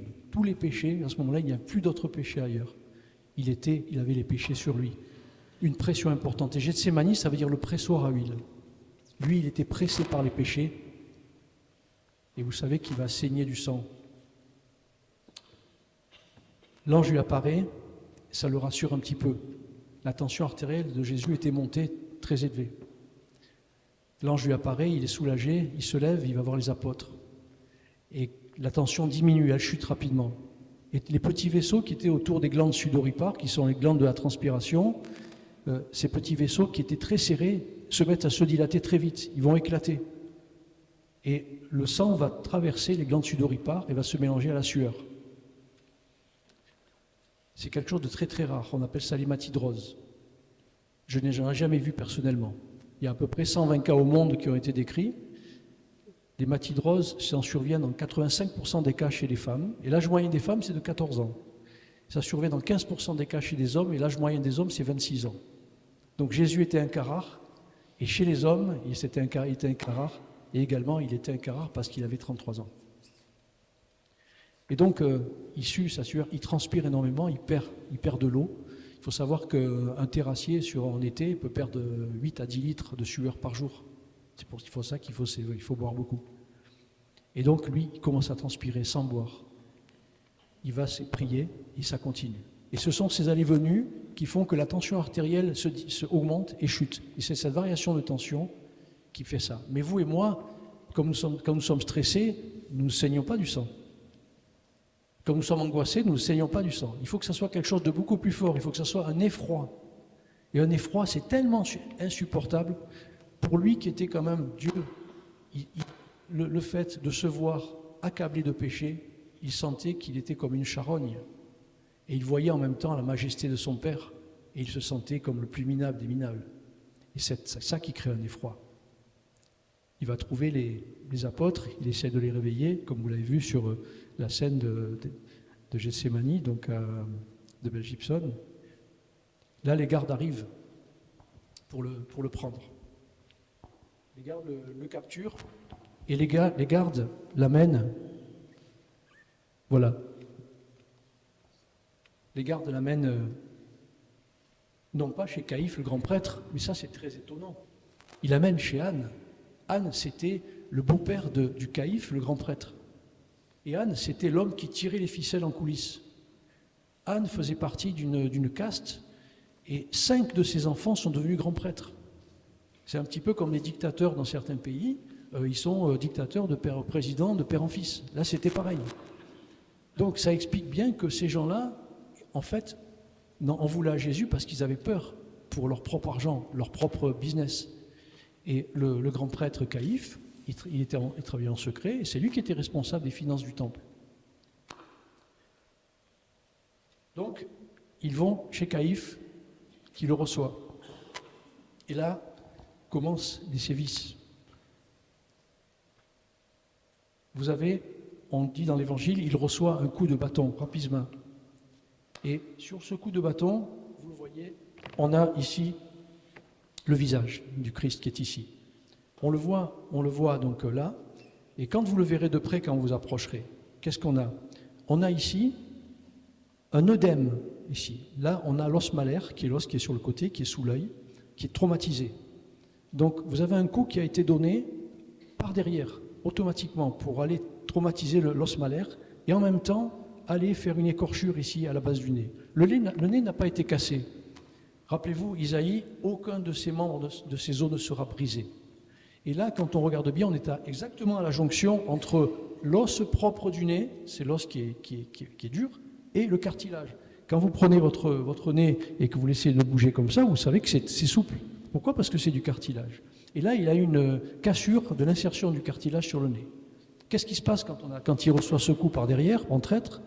Il va saigner du nez, de la narine droite. Au départ, c'est du sang rouge. Et le sang va petit à petit coaguler. Donc il va avoir la narine bouchée.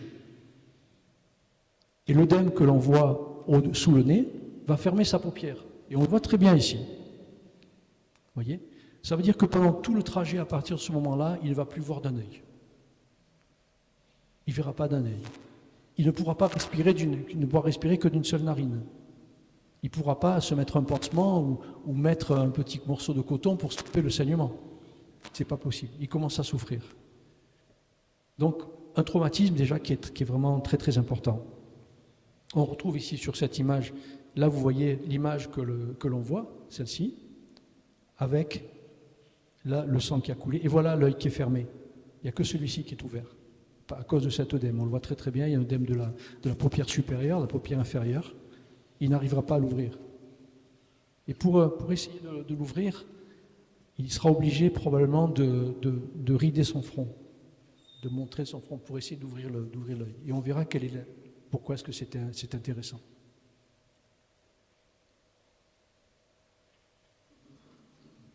Vous voyez, le traumatisme, là sur cette image, on le voit très très bien. Là on a l'écorchure sur le nez, le coup est venu comme ça, de derrière, en traître. L'œdème ici qui est important. Et au niveau du crâne, vous avez des taches de sang, on va en parler. On a la moustache qui est ici, et on a ici la barbe qui est là. Et on a du sang ici qui est dans les cheveux, mais en réalité c'est du sang qui était sur le côté, parce que quand le linceul a été mis sur le visage, quand l'image s'est formée, le linceul s'est écarté, et donc le sang, la coulée de sang venait en fait de la joue. Voilà, encore un autre aspect du visage du Christ, qui est complètement déformé. Quand vous avez ce type de visage, il ne ressemblait pas à ça. Ça, c'était le visage d'un homme traumatisé. C'est pas le visage d'un homme normal. Donc, il était vraiment... Sa famille ne le reconnaissait pas quand vous aviez un traumatisme comme ça. Et ensuite, voilà qu'il est emmené chez Caïphe, le grand prêtre, le matin de bonne heure. On voit sur cette image là, que j'ai faite, vous avez Caïphe qui est là, qui va demander à Jésus s'il est bien le Messie. Et là, va commencer tout un tas de coups. L'Évangile nous dit qu'on lui bande les yeux et on lui donne des coups de partout, on lui donne des crachats, on lui donne des coups de bâton, on lui donne des coups de poing. Il a reçu un nombre de traumatismes incroyables. Et Sainte Brigitte de Suède qui se demandait toujours combien de Jésus avait subi de traumatismes. Jésus lui apparaît en disant « J'ai subi 1850 coups qu'il avait reçus. » Voilà, donc c'était vraiment impressionnant. Et là, ici, vous avez quelque chose qui est intéressant parce qu'il n'est pas vu sur le linceul. On a ce qu'on appelle les sévices du procès, c'est-à-dire qu'on lui donnait des coups de fouet, avec des coups de fouet de licteur. Ce sont des petites bandelettes comme ça, qu'on donnait sur tout le corps. Et ça, on l'a bien vu, parce qu'on a des traces ici, quand on examine de près en microscopie le linceul, on voit ici ces petites traces qui sont complètement invisibles sur les tissus. Ça veut dire qu'un faussaire n'aurait pas pu imaginer faire des traces qui ne seraient pas visibles. Donc ça, c'est en faveur de l'authenticité. On ne le voit que parce qu'on utilise les techniques de mise en évidence que l'on a maintenant. Donc, il est traduit chez Pilate. Pilate l'interroge. Pilate, finalement, n'a rien à lui redire. Et Pilate, sous la pression d'une partie des Juifs de Jérusalem, décide, pour s'en débarrasser, de les faire flageller. Donc, il est amené sur le lieu de la flagellation. On lui demande de se déshabiller. On sait qu'il était nu. Parce que sur les coups de fouet que l'on voit sur tout son corps, ici, notamment sur le dos, on voit au niveau du dos les fesses qui sont le siège de coups de fouet. Vous voyez, on le voit bien. Donc on déduit qu'il était complètement nu ici. Qu'est-ce que c'est comme coup de fouet? Là, on tombe dans un moment dramatique. Tout se joue là, tout se joue au moment de la flagellation. On sait qu'il avait les mains, non pas comme dans le film de Mel Gibson, et comme l'a décrit Catherine Emmerich, sur une petite colonne basse et les mains autour de cette colonne. On sait qu'il avait les mains surélevées, les mains étaient écartées. Pourquoi? Parce qu'il n'y a pas de traces de fouet sur les avant-bras. Et donc, le film de Mel Gibson est vraiment très poignant, très bien, mais ça a été beaucoup plus court que ce qui est décrit dans le film, et il y avait moins de sang que ce que l'on a en réalité. Parce que quand vous avez, chez un homme, on a à peu près 5 litres de sang, et si vous perdez déjà 1 litre, vous êtes presque KO, 1,5 litre, vous êtes presque mort. Donc il y a eu moins que sur Mel Gibson, il y avait des flaques de sang de partout, c'était un petit peu exagéré, mais c'était quelque chose de vraiment pénible. Et on sait que c'est une flagellation romaine. Tout à l'heure, je vous ai montré le Christ qui était là, cet homme, on sait qu'il est d'aspect juif, parce qu'à cause de sa chevelure, à cause de la raie ici, à cause de sa barbe, et les Juifs tenaient à conserver cet aspect physique face à l'occupant romain. Ils se différenciaient en disant « nous sommes Juifs, nous avons nos tenues ». Et les Juifs ne se rasaient la barbe qu'à l'occasion d'un enterrement. Ils avaient toujours la barbe qui était longue. Et donc, ici, on est en présence d'une flagellation romaine. Pourquoi? Parce que chaque peuplade avait son fouet. Et les Romains utilisaient un fouet qui s'appelait le flagrum, que vous voyez ici. C'est un manchon avec 2 ou 3 lanières de cuir. On a retrouvé les deux. Et à l'extrémité, vous aviez soit des petites billes en forme d'altère métallique, soit des osselets de mouton. Et souvent, dans les conférences où les gens disent oui, c'était des billes d'altère, d'ailleurs sur le schéma, c'est des billes d'altère, et en fait, vous avez un Français qui était M. Legrand, qui est un des grands spécialistes du linceul, qui est mort maintenant, et lui, un jour, il a eu l'idée, il a eu connaissance du fait qu'à Jérusalem, il y avait des travaux sur l'espace qui a été censé être le lieu où Jésus a été flagellé. Ça s'appelle le Itostrostos, je crois. Et donc, il a écrit à la mère supérieure du couvent qui était à côté, en disant, écoutez, puisqu'il y a des travaux sur cette place-là, regardez bien dans les interstices des dalles, s'il n'y a pas des choses intéressantes. Et ils ont trouvé des osselets. Alors, les osselets peuvent être utilisés pour jouer aux osselets, comme les enfants à l'école, vous vous rappelez, mais il y a un osselet qui a été retrouvé avec un trou au milieu.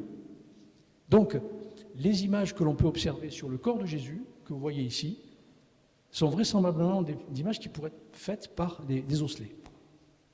Et la flagellation, ici, vous avez deux personnes qui flagellent.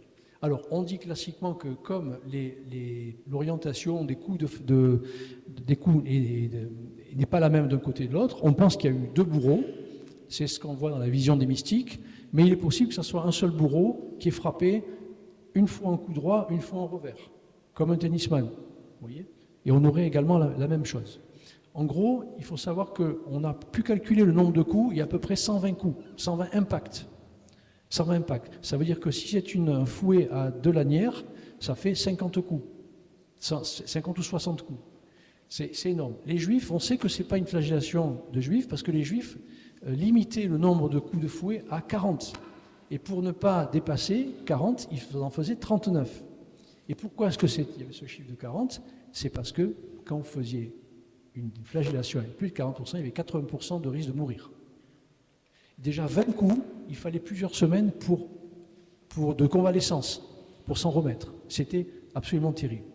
Et ce qu'on voit, c'est que quand vous avez un impact, on peut mettre quand on a un impact comme ça, l'espace entre les 2 extrémités de boules métalliques est à peu près de 3 cm.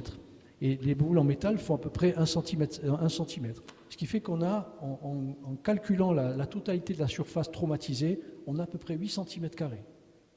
Et quand on calcule le nombre de la surface du corps qui est abîmé par là, on a à peu près 65% du corps qui est abîmé par les coups du flagrum. C'est énorme. Et qu'est-ce qui se passe quand on reçoit des coups comme ça? Pourquoi est-ce que c'est dangereux? Pourquoi est-ce que quand on dépasse 40, on meurt? Parce que quand vous tapez sur la peau, vous tapez ici notamment sur le dos. Et quel est l'organe qui est dans le dos qui est très, très fragile? Ce sont les reins. Et les reins, quand vous donnez un coup sur les reins, l'onde se propage à l'intérieur, et là vous allez avoir des reins qui vont être traumatisés. Ça va créer une insuffisance rénale fonctionnelle, le rein ne va plus fonctionner parce qu'il s'arrête, il y a un œdème qui se fait au niveau du rein, et le rein peut être même cassé. Là, c'est comme si on vous donnait des petits coups de marteau sur le thorax et sur le dos, et ça va traumatiser les tissus. Et quand vous tapez sur du muscle, les cellules du muscle vont éclater. Dans ces cellules, vous avez l'actine et la myosine, qui sont les cellules musculaires qui permettent les mouvements de contraction. Ça veut dire que quand il va devoir, sur la croix, tirer sur ses bras pour pousser un petit peu, il y a beaucoup de muscles qui ne vont pas fonctionner, parce que ça fait très très mal et ils ne sont plus fonctionnels.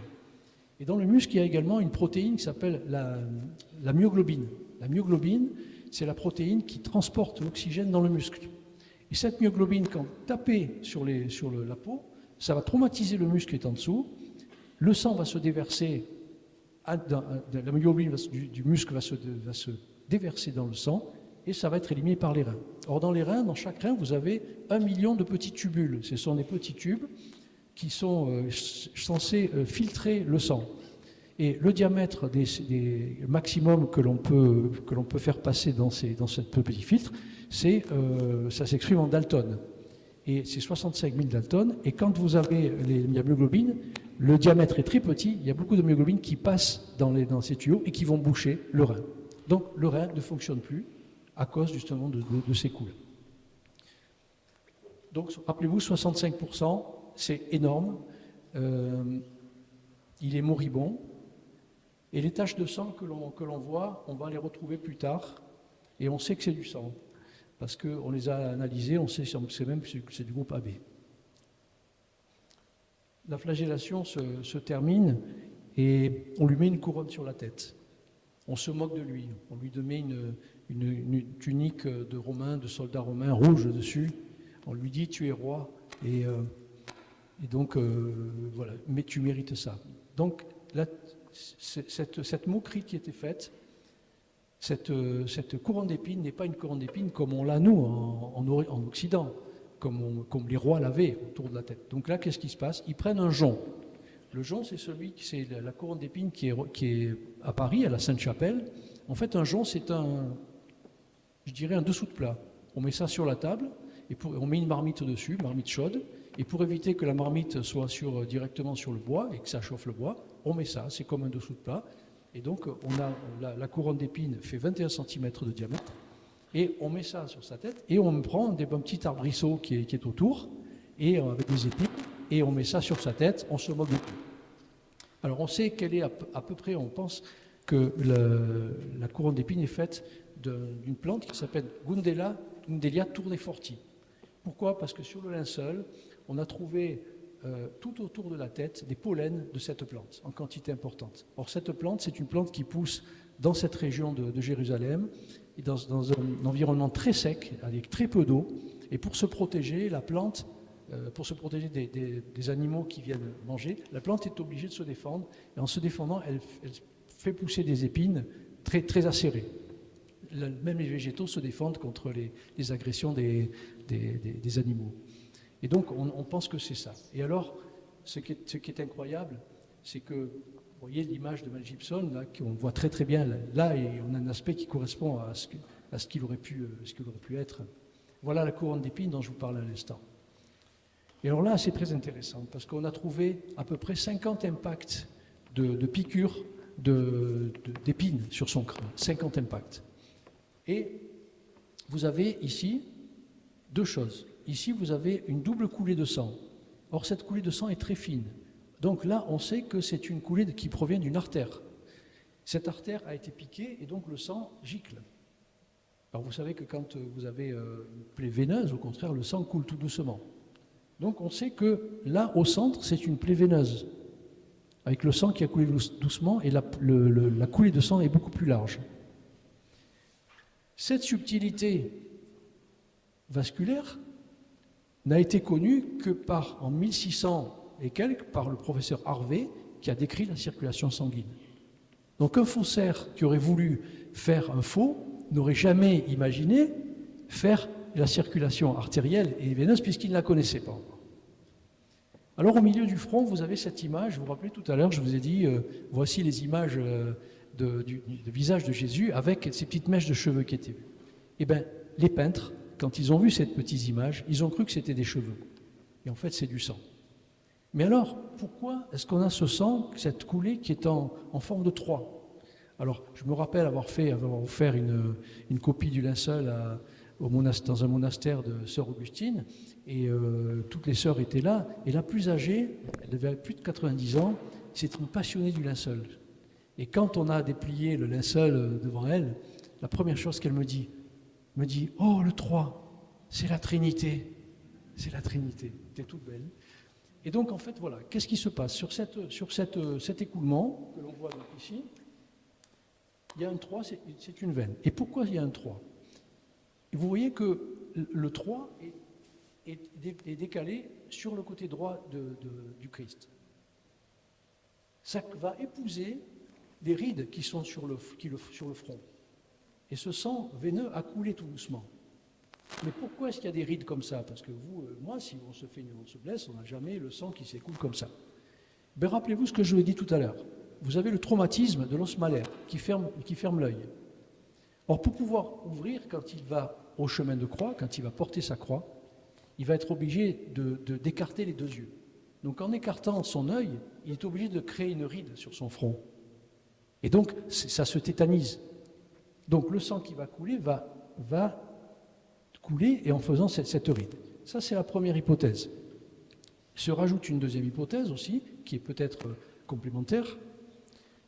Les épines qui sont dans le cuir chevelu, ces épines-là vont percer le cuir chevelu et vont stimuler le muscle occipital, fronto-occipital, qui va de l'avant à l'arrière.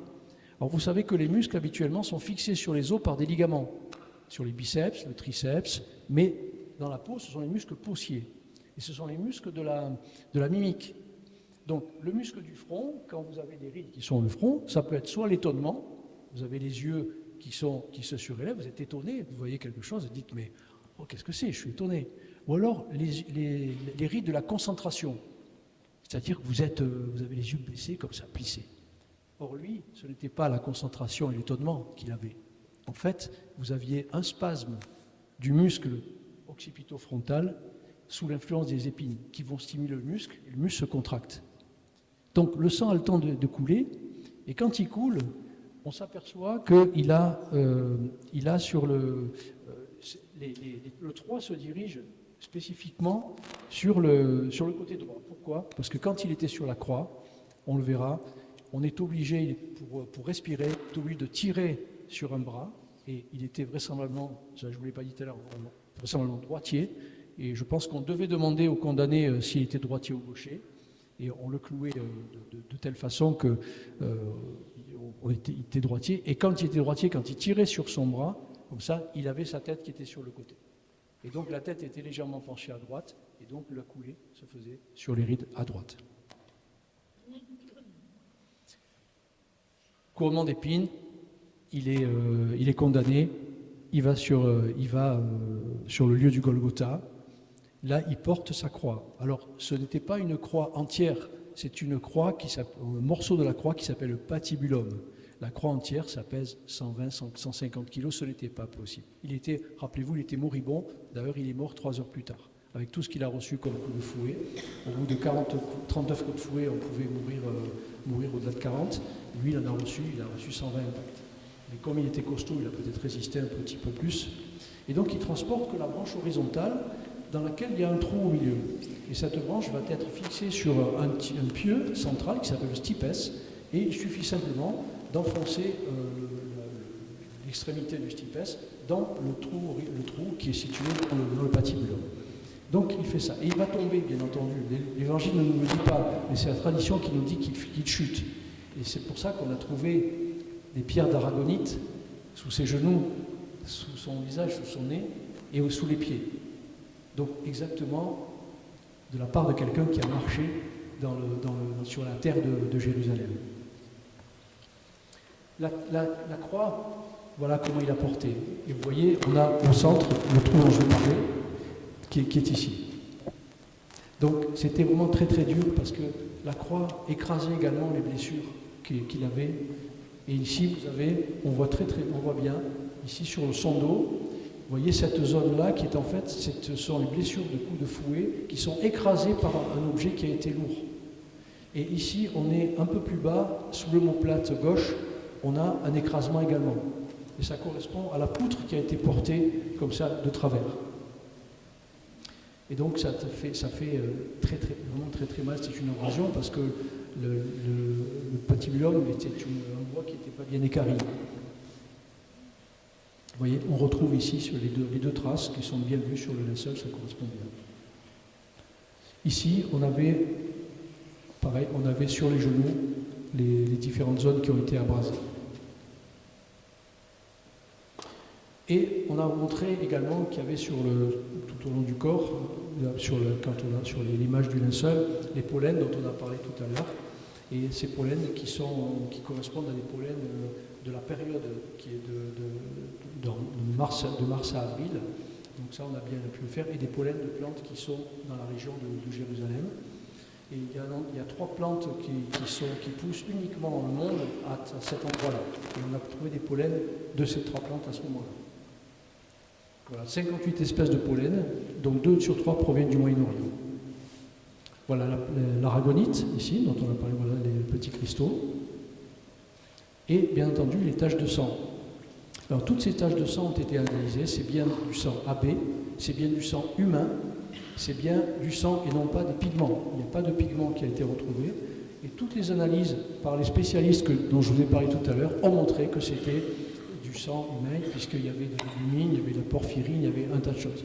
Mais la particularité importante, c'est que c'est du sang rouge. Or, vous, quand vous vous blessez, regardez bien, vous blessez avec un vêtement, vous faites une petite plaie, un vêtement clair, et bien vous avez petit à petit des taches marron qui apparaissent.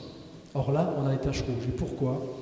Parce qu'on a montré que quand on avait une souffrance importante, il y a une libération par le foie de bilirubine, qui est en fait un dérivé d'hémoglobine. Les globules rouges sont des cellules qui transportent l'oxygène, mais quand vous avez un traumatisme important, par exemple les coups de fouet, les globules rouges vont éclater sous la peau, dans le muscle.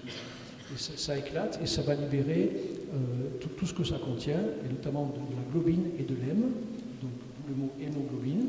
La globine est transformée après en acide aminé, et l'hème contient du fer. Et il y a une enzyme qui va transformer l'hème en fer, en monoxyde de carbone et en biliverdine. La biliverdine va passer à travers le foie et va être transformée en bilirubine et qui va être plaquée dans la vésicule biliaire et qui va être digérée après pour continuer son cycle. Mais quand la biliverdine est trop importante, ça stagne dans le sang et ça laisse une coloration de toutes les plaies. On sait cet homme a été traumatisé avec un stress très important à cause justement de cette couleur rouge que l'on voit ici. Voilà, vous voyez, on voit un peu les traces qui sont là, et ça c'est important, regardez notamment sur le poignet.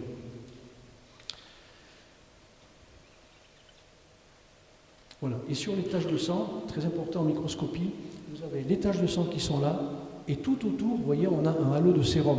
Parce que quand le caillot se forme, quand ils font, quand on regarde le caillot de près, à la surface, il y a un petit cratère qui se fait parce que le caillot se sèche et le sérum qui est à l'intérieur diffuse tout autour.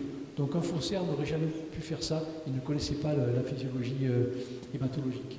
Donc ça c'est Barry Schwartz qui est un des photographes, il s'est toujours posé, il était juif, il s'est toujours posé la question de savoir pourquoi ça a été rouge, et quand on lui a expliqué, il a été complètement bouleversé.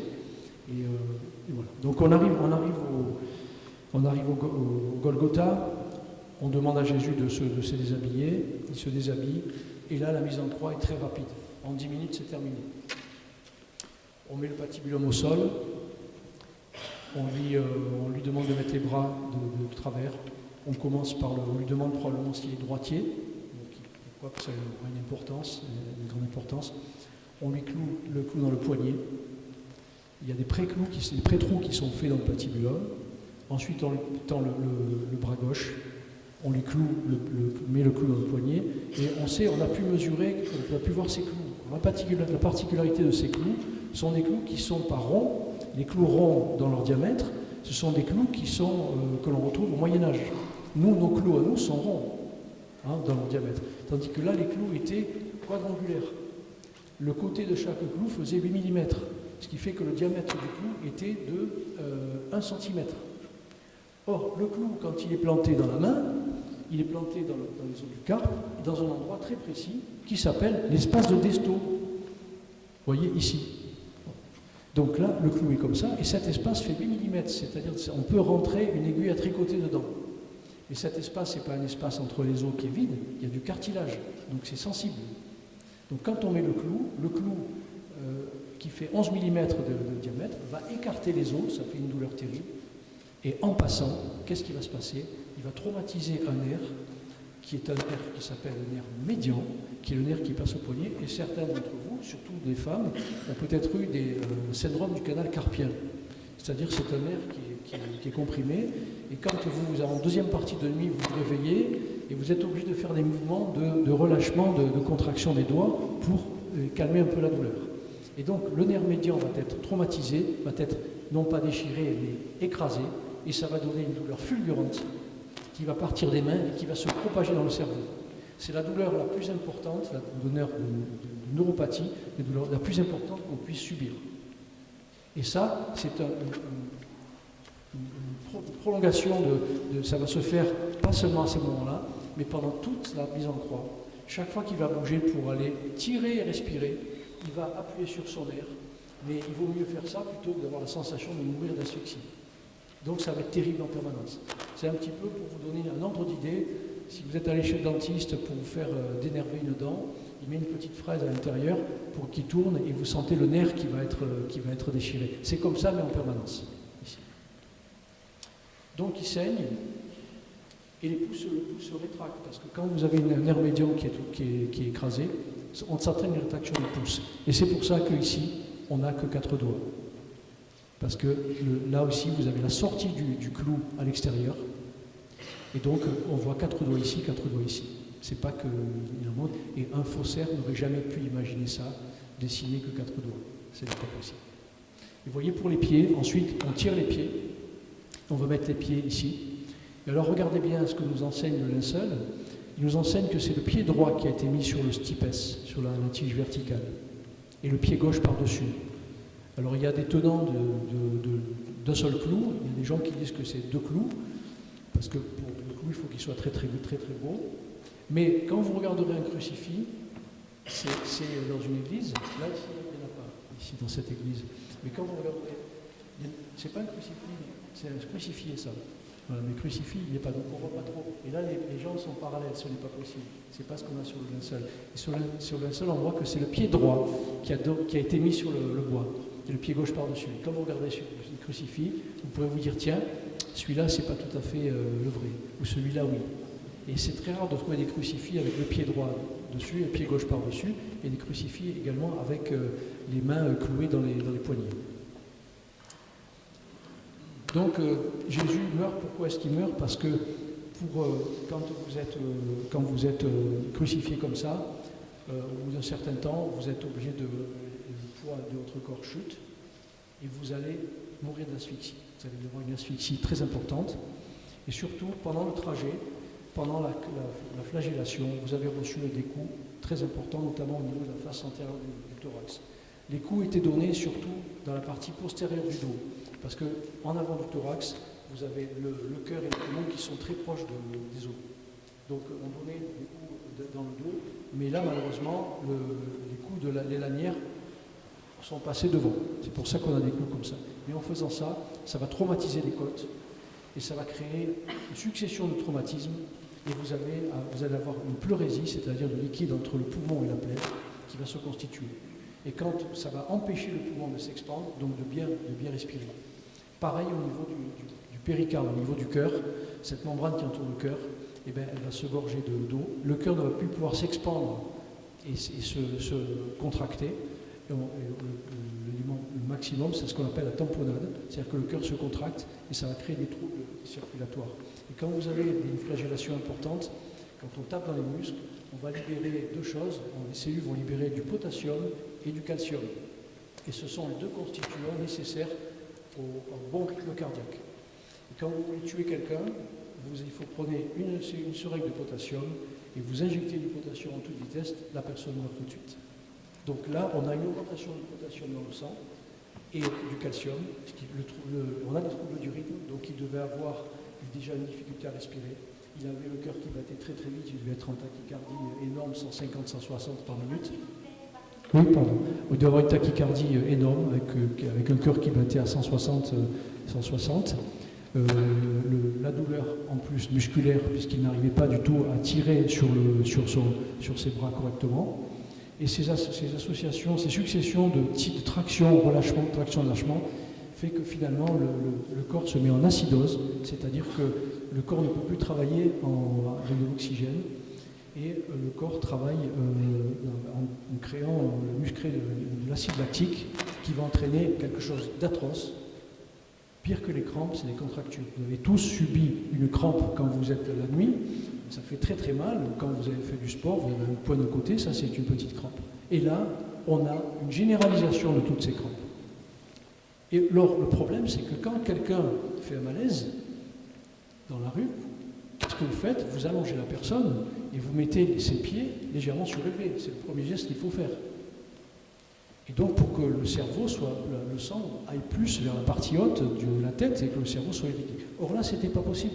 Il était déjà en position comme ça. Mais par contre, il ne perd pas connaissance. Et comment ça se fait? Parce que les crampes et les contractures étaient tellement importantes au niveau de la partie inférieure du corps que c'est un petit peu ce qu'on a chez les pilotes de ligne.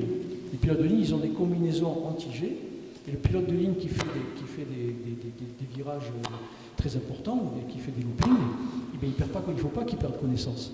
Donc les combinaisons qu'ils ont sont très serrées à la partie basse du corps, de façon à ce que le sang reste dans la partie haute du corps. Et c'est comme ça qu'ils ne perdent pas connaissance. Là, c'était pareil, il ne perd pas connaissance parce que ces muscles sont tellement contracturés au niveau des jambes que le sang reste à la partie haute, il est conscient. Et alors,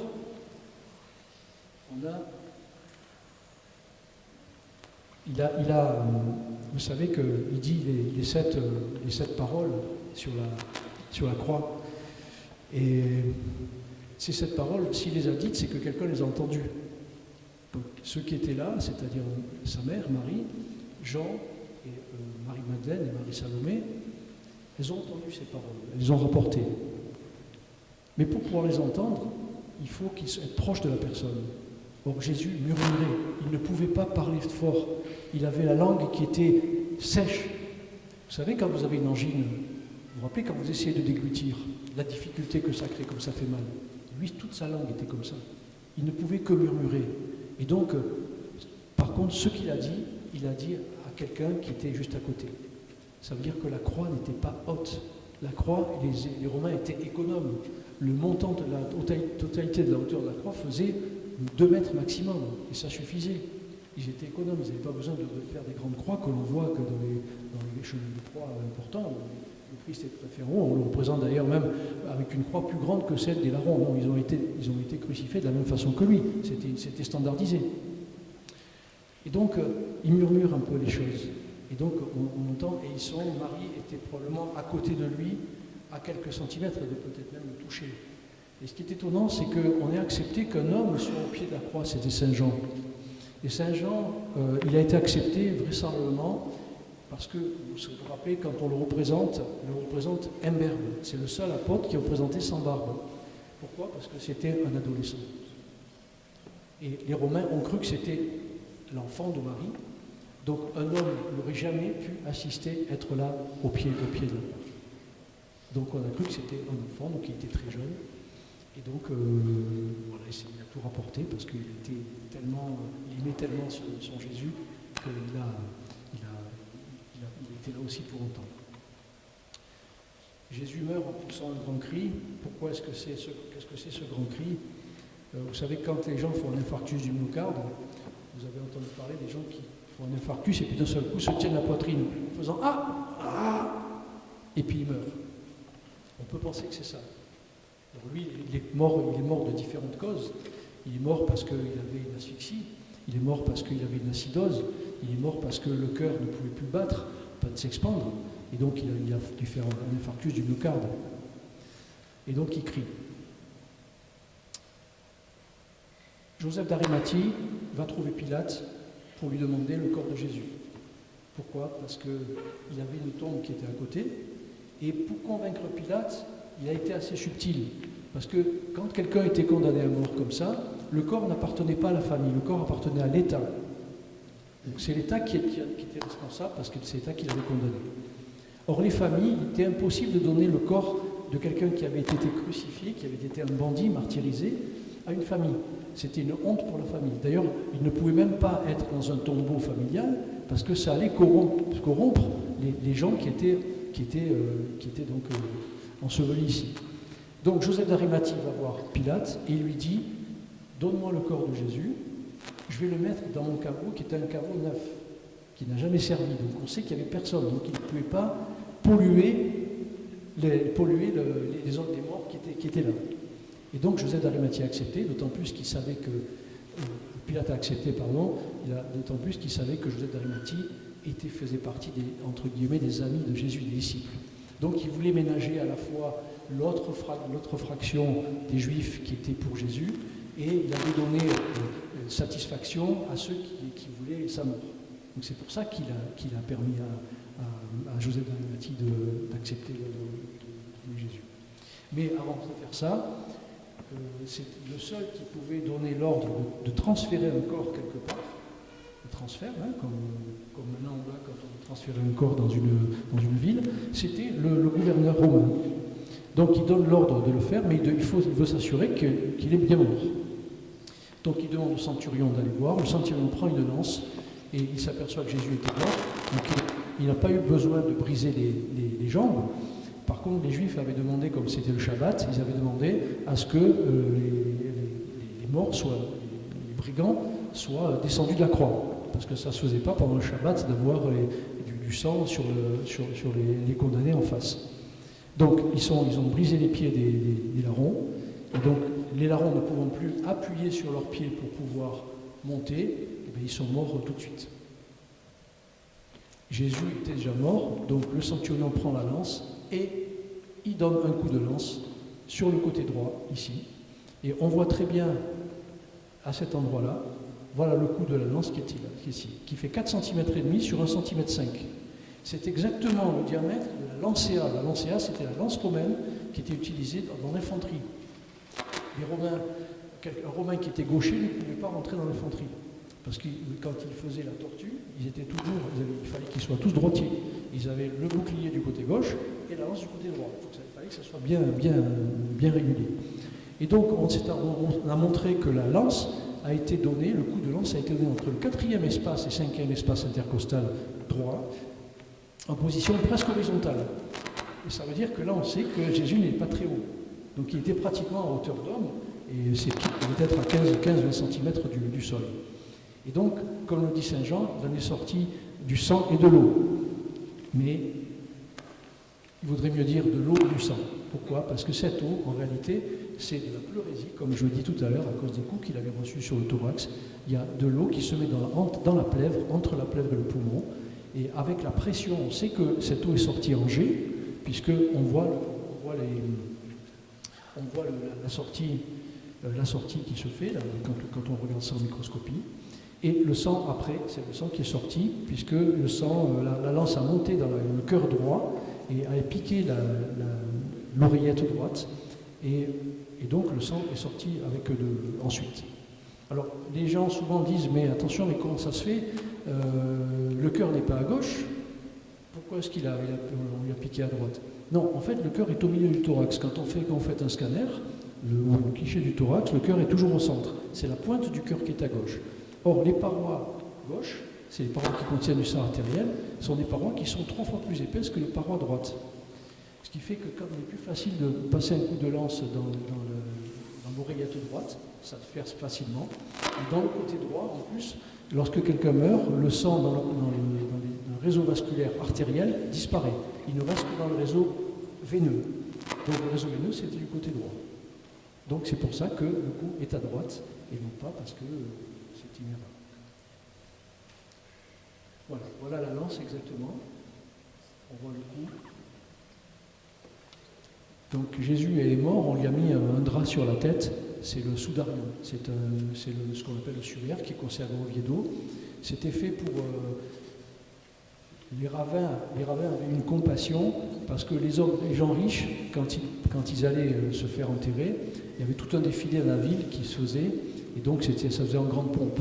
Et à côté de ça, vous aviez les gens qui étaient pauvres, qui étaient dénutris, qui étaient humbles, et ceux-là, ils arrivaient avec un visage qui était émacié, noirâtre, voilà. Et donc les rabbins avaient dit, nous demandons à ce que tout le monde ait le visage recouvert. Et c'est pour ça que chaque condamné à mort avait un visage qui était recouvert, Et c'est pour ça qu'on met ça sur la tête de Jésus. Et les images de sang qui sont retrouvées sur le suaire d'Oviedo concordent très très bien aux images que l'on retrouve sur le linceul de Turin. Vraiment, il y a une correspondance qui est étroite, et c'est du même sang que vous avez. Jésus est descendu, il est mis dans un drap et est transporté au tombeau. Voilà comment se fait la mise au tombeau. Vous avez la pierre qui roule. Le tombeau, une fois que la personne a été mise à l'intérieur, elle était mise dans un arc comme ça. Ceux qui ont eu la chance d'aller à Jérusalem, au Saint-Sépulcre, et de rentrer dans le tombeau du Christ, c'est vraiment impressionnant. C'est exactement comme ça. Marie-Madeleine va le matin avec les autres femmes pour nettoyer le corps, parce que le corps n'a pas pu être lavé. Parce qu'il était interdit, d'abord c'était le Shabbat, donc il fallait faire très très vite. Et deuxièmement, quelqu'un qui était condamné à mort, comme ça, on ne devait pas nettoyer, parce que chez le juif, tout le sang qui s'était écoulé après la mort ne devait pas être nettoyé. Parce que les juifs considéraient que le sang contenait l'âme, en fait. Même si la personne avait un vêtement, on n'enlevait pas son vêtement, et il était mis au tombeau comme ça. Donc là, on a Pierre et Jean qui arrivent au tombeau. On dit que Jean arrive en premier, c'est vrai, c'est dit dans l'Évangile. Pourquoi? Parce que, semble-t-il, il courait plus vite. Ils arrivent, mais ils laissent rentrer Pierre à l'intérieur. Et quand il rentre à l'intérieur, vous savez, qu'est-ce qu'il voit? Donc là, en haut, vous avez le dessin de l'homme du linceul, et vous voyez qu'il était en position de rigidité, la tête était en avant, était penchée en avant, et elle était droite. Pourquoi est-ce qu'elle était droite? Parce que, rappelez-vous, je vous ai dit qu'il y avait des contractures du système musculaire, notamment des muscles du cou qui s'appellent les sternocléidomastoïdiens. Et donc, il n'a pas la tête de travers comme ça. Donc, c'est une tête qui est très droite, avec des épaules qui sont avancées, et Saint Jean voit le linceul complètement affaissé, ici. Et quand il voit le linceul, avec à côté le soudarion, ce qui avait recouvert la tête, il dit, il vit et il crut. Alors pourquoi est-ce qu'on vous a dit qu'il a vu, il a cru? Parce que le linceul s'était affaissé. Il avait vu Jésus dans le linceul, et d'un seul coup, il voit que le linceul est là. Alors il s'est dit, si on enlevait le corps de Jésus, on aurait enlevé le linceul, et il serait en vrac sur le sol. Ça, c'est la première des choses. Hein. On ne peut pas le remettre précisément comme il était. Mais il y a une autre hypothèse.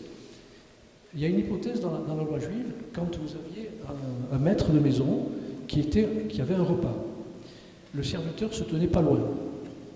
Quand le maître de maison se levait pour aller appeler, il était appelé ou quoi que ce soit, il se levait, il pliait sa serviette et la mettait à côté de lui. Ça voulait dire « je reviens ». Quand il avait terminé son repas, il laissait la serviette en vrac. Et ça voulait dire vous pouvez débarrasser. Or là, le soudarion a été retrouvé plié à part. Saint Jean donne ce petit détail qui est complètement ridicule. Mais pourquoi il va dire que le linceul et puis le soudarion plié à part? Ça correspond à ça. Et Saint Jean connaissait les us et coutumes. Donc en ayant vu le soudarion plié, il s'est rappelé ce que ça, et il s'est dit, il a dit Jésus revient. Donc il est bien ressuscité. Alors, cette image, finalement, le troisième jour, quand ils ont vu que le corps n'était pas là, comment elle a pu se faire? Ce qu'on sait, c'est que c'est un rayonnement orthogonal. C'est-à-dire que l'image n'est absolument pas déformée, vous le voyez, elle est magnifique, et ça ne peut venir que d'une énergie qui provient du corps. C'est comme si les côtés du linceul s'étaient horizontalisés tous les deux. C'est comme si, je ne sais pas fait comme c'est pas forcément comme ça, et l'énergie qui est venue du corps elle-même a projeté l'image. Parce que ici, sur l'image, il n'y a pas du tout de défaut, de contour. L'image est vraiment parfaite. Vous voyez, on voit vraiment bien. Il n'y a pas eu de... C'est un corps qui a disparu avant la 40e heure. Parce qu'il n'y a absolument pas de traces de putréfaction. Quand quelqu'un décède, le corps se décompose. Il y aurait eu de la putréfaction, on aurait eu de l'ammoniac sous le nez, on aurait retrouvé de la cadavérine et de la putrécine, qui sont des petites substances qui sont... Oui, des petites substances qui sont des décompositions des tissus morts. On aurait le ventre qui serait gonflé, on aurait la peau qui aurait desquamé. Donc ça, on n'a pas tout ça. On n'a pas de traces de putréfaction qui correspondrait à un cadavre qui serait resté 40 heures. Et donc là, on a exactement la durée totale de la présence de Jésus dans le caveau. L'empreinte qui est analysée, c'est une empreinte qui est très très fine, très fine. Elle fait 20 microns, c'est-à-dire c'est énorme. Rappelez-vous, le linceul lui-même faisait 1/3 de millimètre, et là c'est 20 microns. Ce n'est pas la peinture, il n'y a pas de pigment, il n'y a pas de liant. On pense que c'est une oxydation déshydratante, c'est-à-dire que ce sont des brûlures très très superficielles qui donnent cette image. Et plus le nombre de fibrilles est touché par la proximité que le drap a contre le corps, et plus l'intensité est importante. Et c'est ça qui donne l'aspect de relief. Donc, pas une peinture. Vous voyez, là c'est une coupe qui montre une fibre. Il n'y a que la superficie de la fibre qui est touchée. L'image ne traverse pas le linceul. Les seules choses qui ont traversé le linceul, c'est le sang, le sérum, la transpiration. Mais l'image elle-même est restée, c'est un cas qui est unique au monde.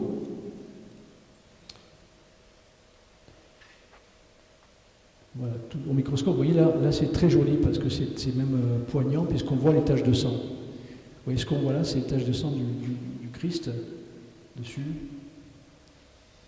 En 3D, quand on traite l'image, voici ce qu'on retrouve. On a une image, et sur cette image, on a pu trouver qu'il y avait probablement des petites pièces qui ont été déposées sur les yeux, on appelle ça des leptons, des pièces qui correspondraient qui ont été frappées à l'époque de Hérode, et qui seraient mises, ça serait une tradition.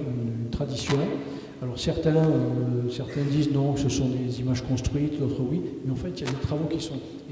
sur une des pièces, il y a une faute d'orthographe qui a été retrouvée, d'après les spécialistes en numismatique, et on a retrouvé des pièces de cette époque-là avec la même faute d'orthographe.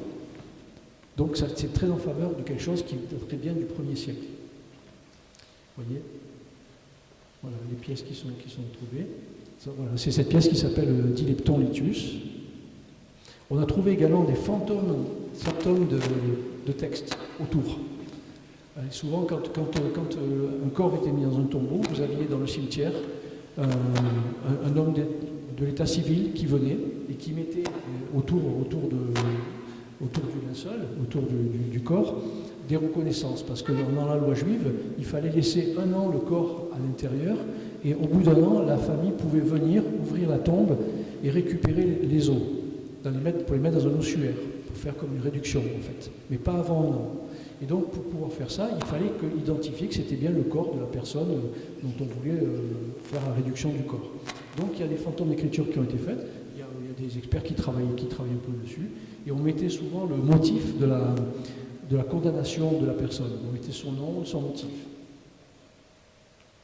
Mais pour la datation, il y a des travaux de Giulio Fanti qui a essayé d'étudier la quantité de cellulose qui est contenue au-dessus des fibres de lin pour savoir si on pouvait dater la datation du linceul. Effectivement, il a montré que ça datait du 1er siècle.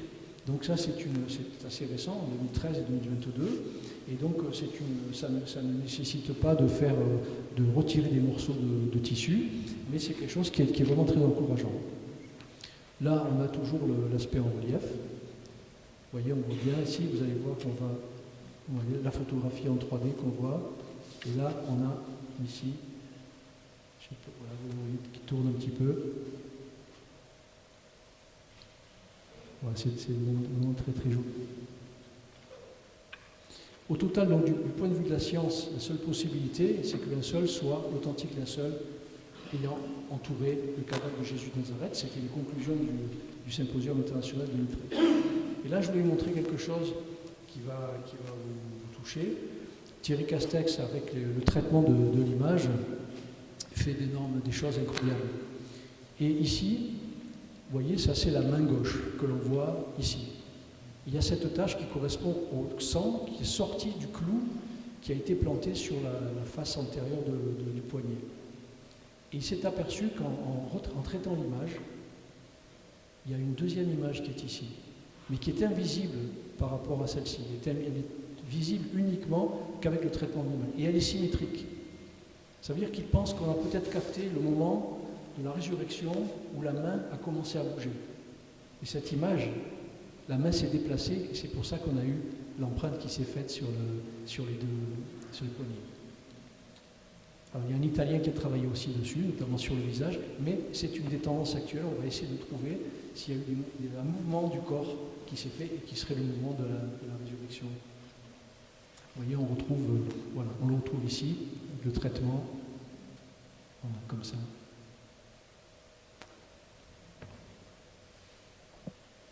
Également, il a essayé de travailler sur le visage, et il semblerait, mais tout ça c'est à confirmer, mais je vous dis comme ça parce que c'est presque en direct en fait, hein, il y aurait eu des larmes qui auraient coulé ici. Voilà, larmes de sang, point d'interrogation. Et vous voyez le traitement de l'image, comment on peut le faire. Et on voit vraiment des choses vraiment très très intéressantes. Voilà, une larme qui aurait peut-être coulé ici, une larme de sang. Alors, vous voyez ce Jésus ici, sur le linceul, le mot qui ressort souvent, c'est majestueux de cet homme. Vous voyez, habituellement, quand vous voyez un cadavre, quelqu'un qui a beaucoup souffert, il a un visage complètement déformé, il est complètement... vous n'avez pas envie de le regarder, mais lui, on a envie de le regarder. Et il semble nous dire, j'ai les yeux fermés, mais je vous regarde.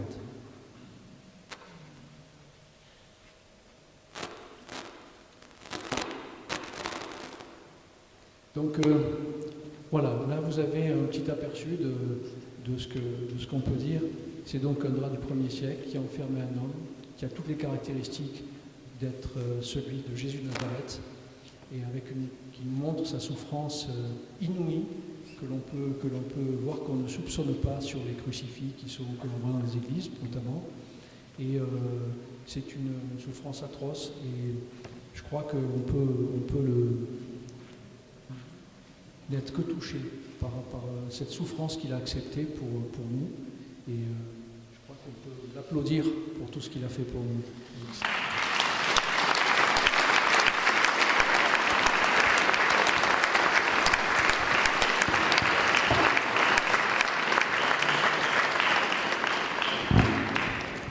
Alors si vous avez des questions, on va faire passer le micro si certains veulent poser des questions.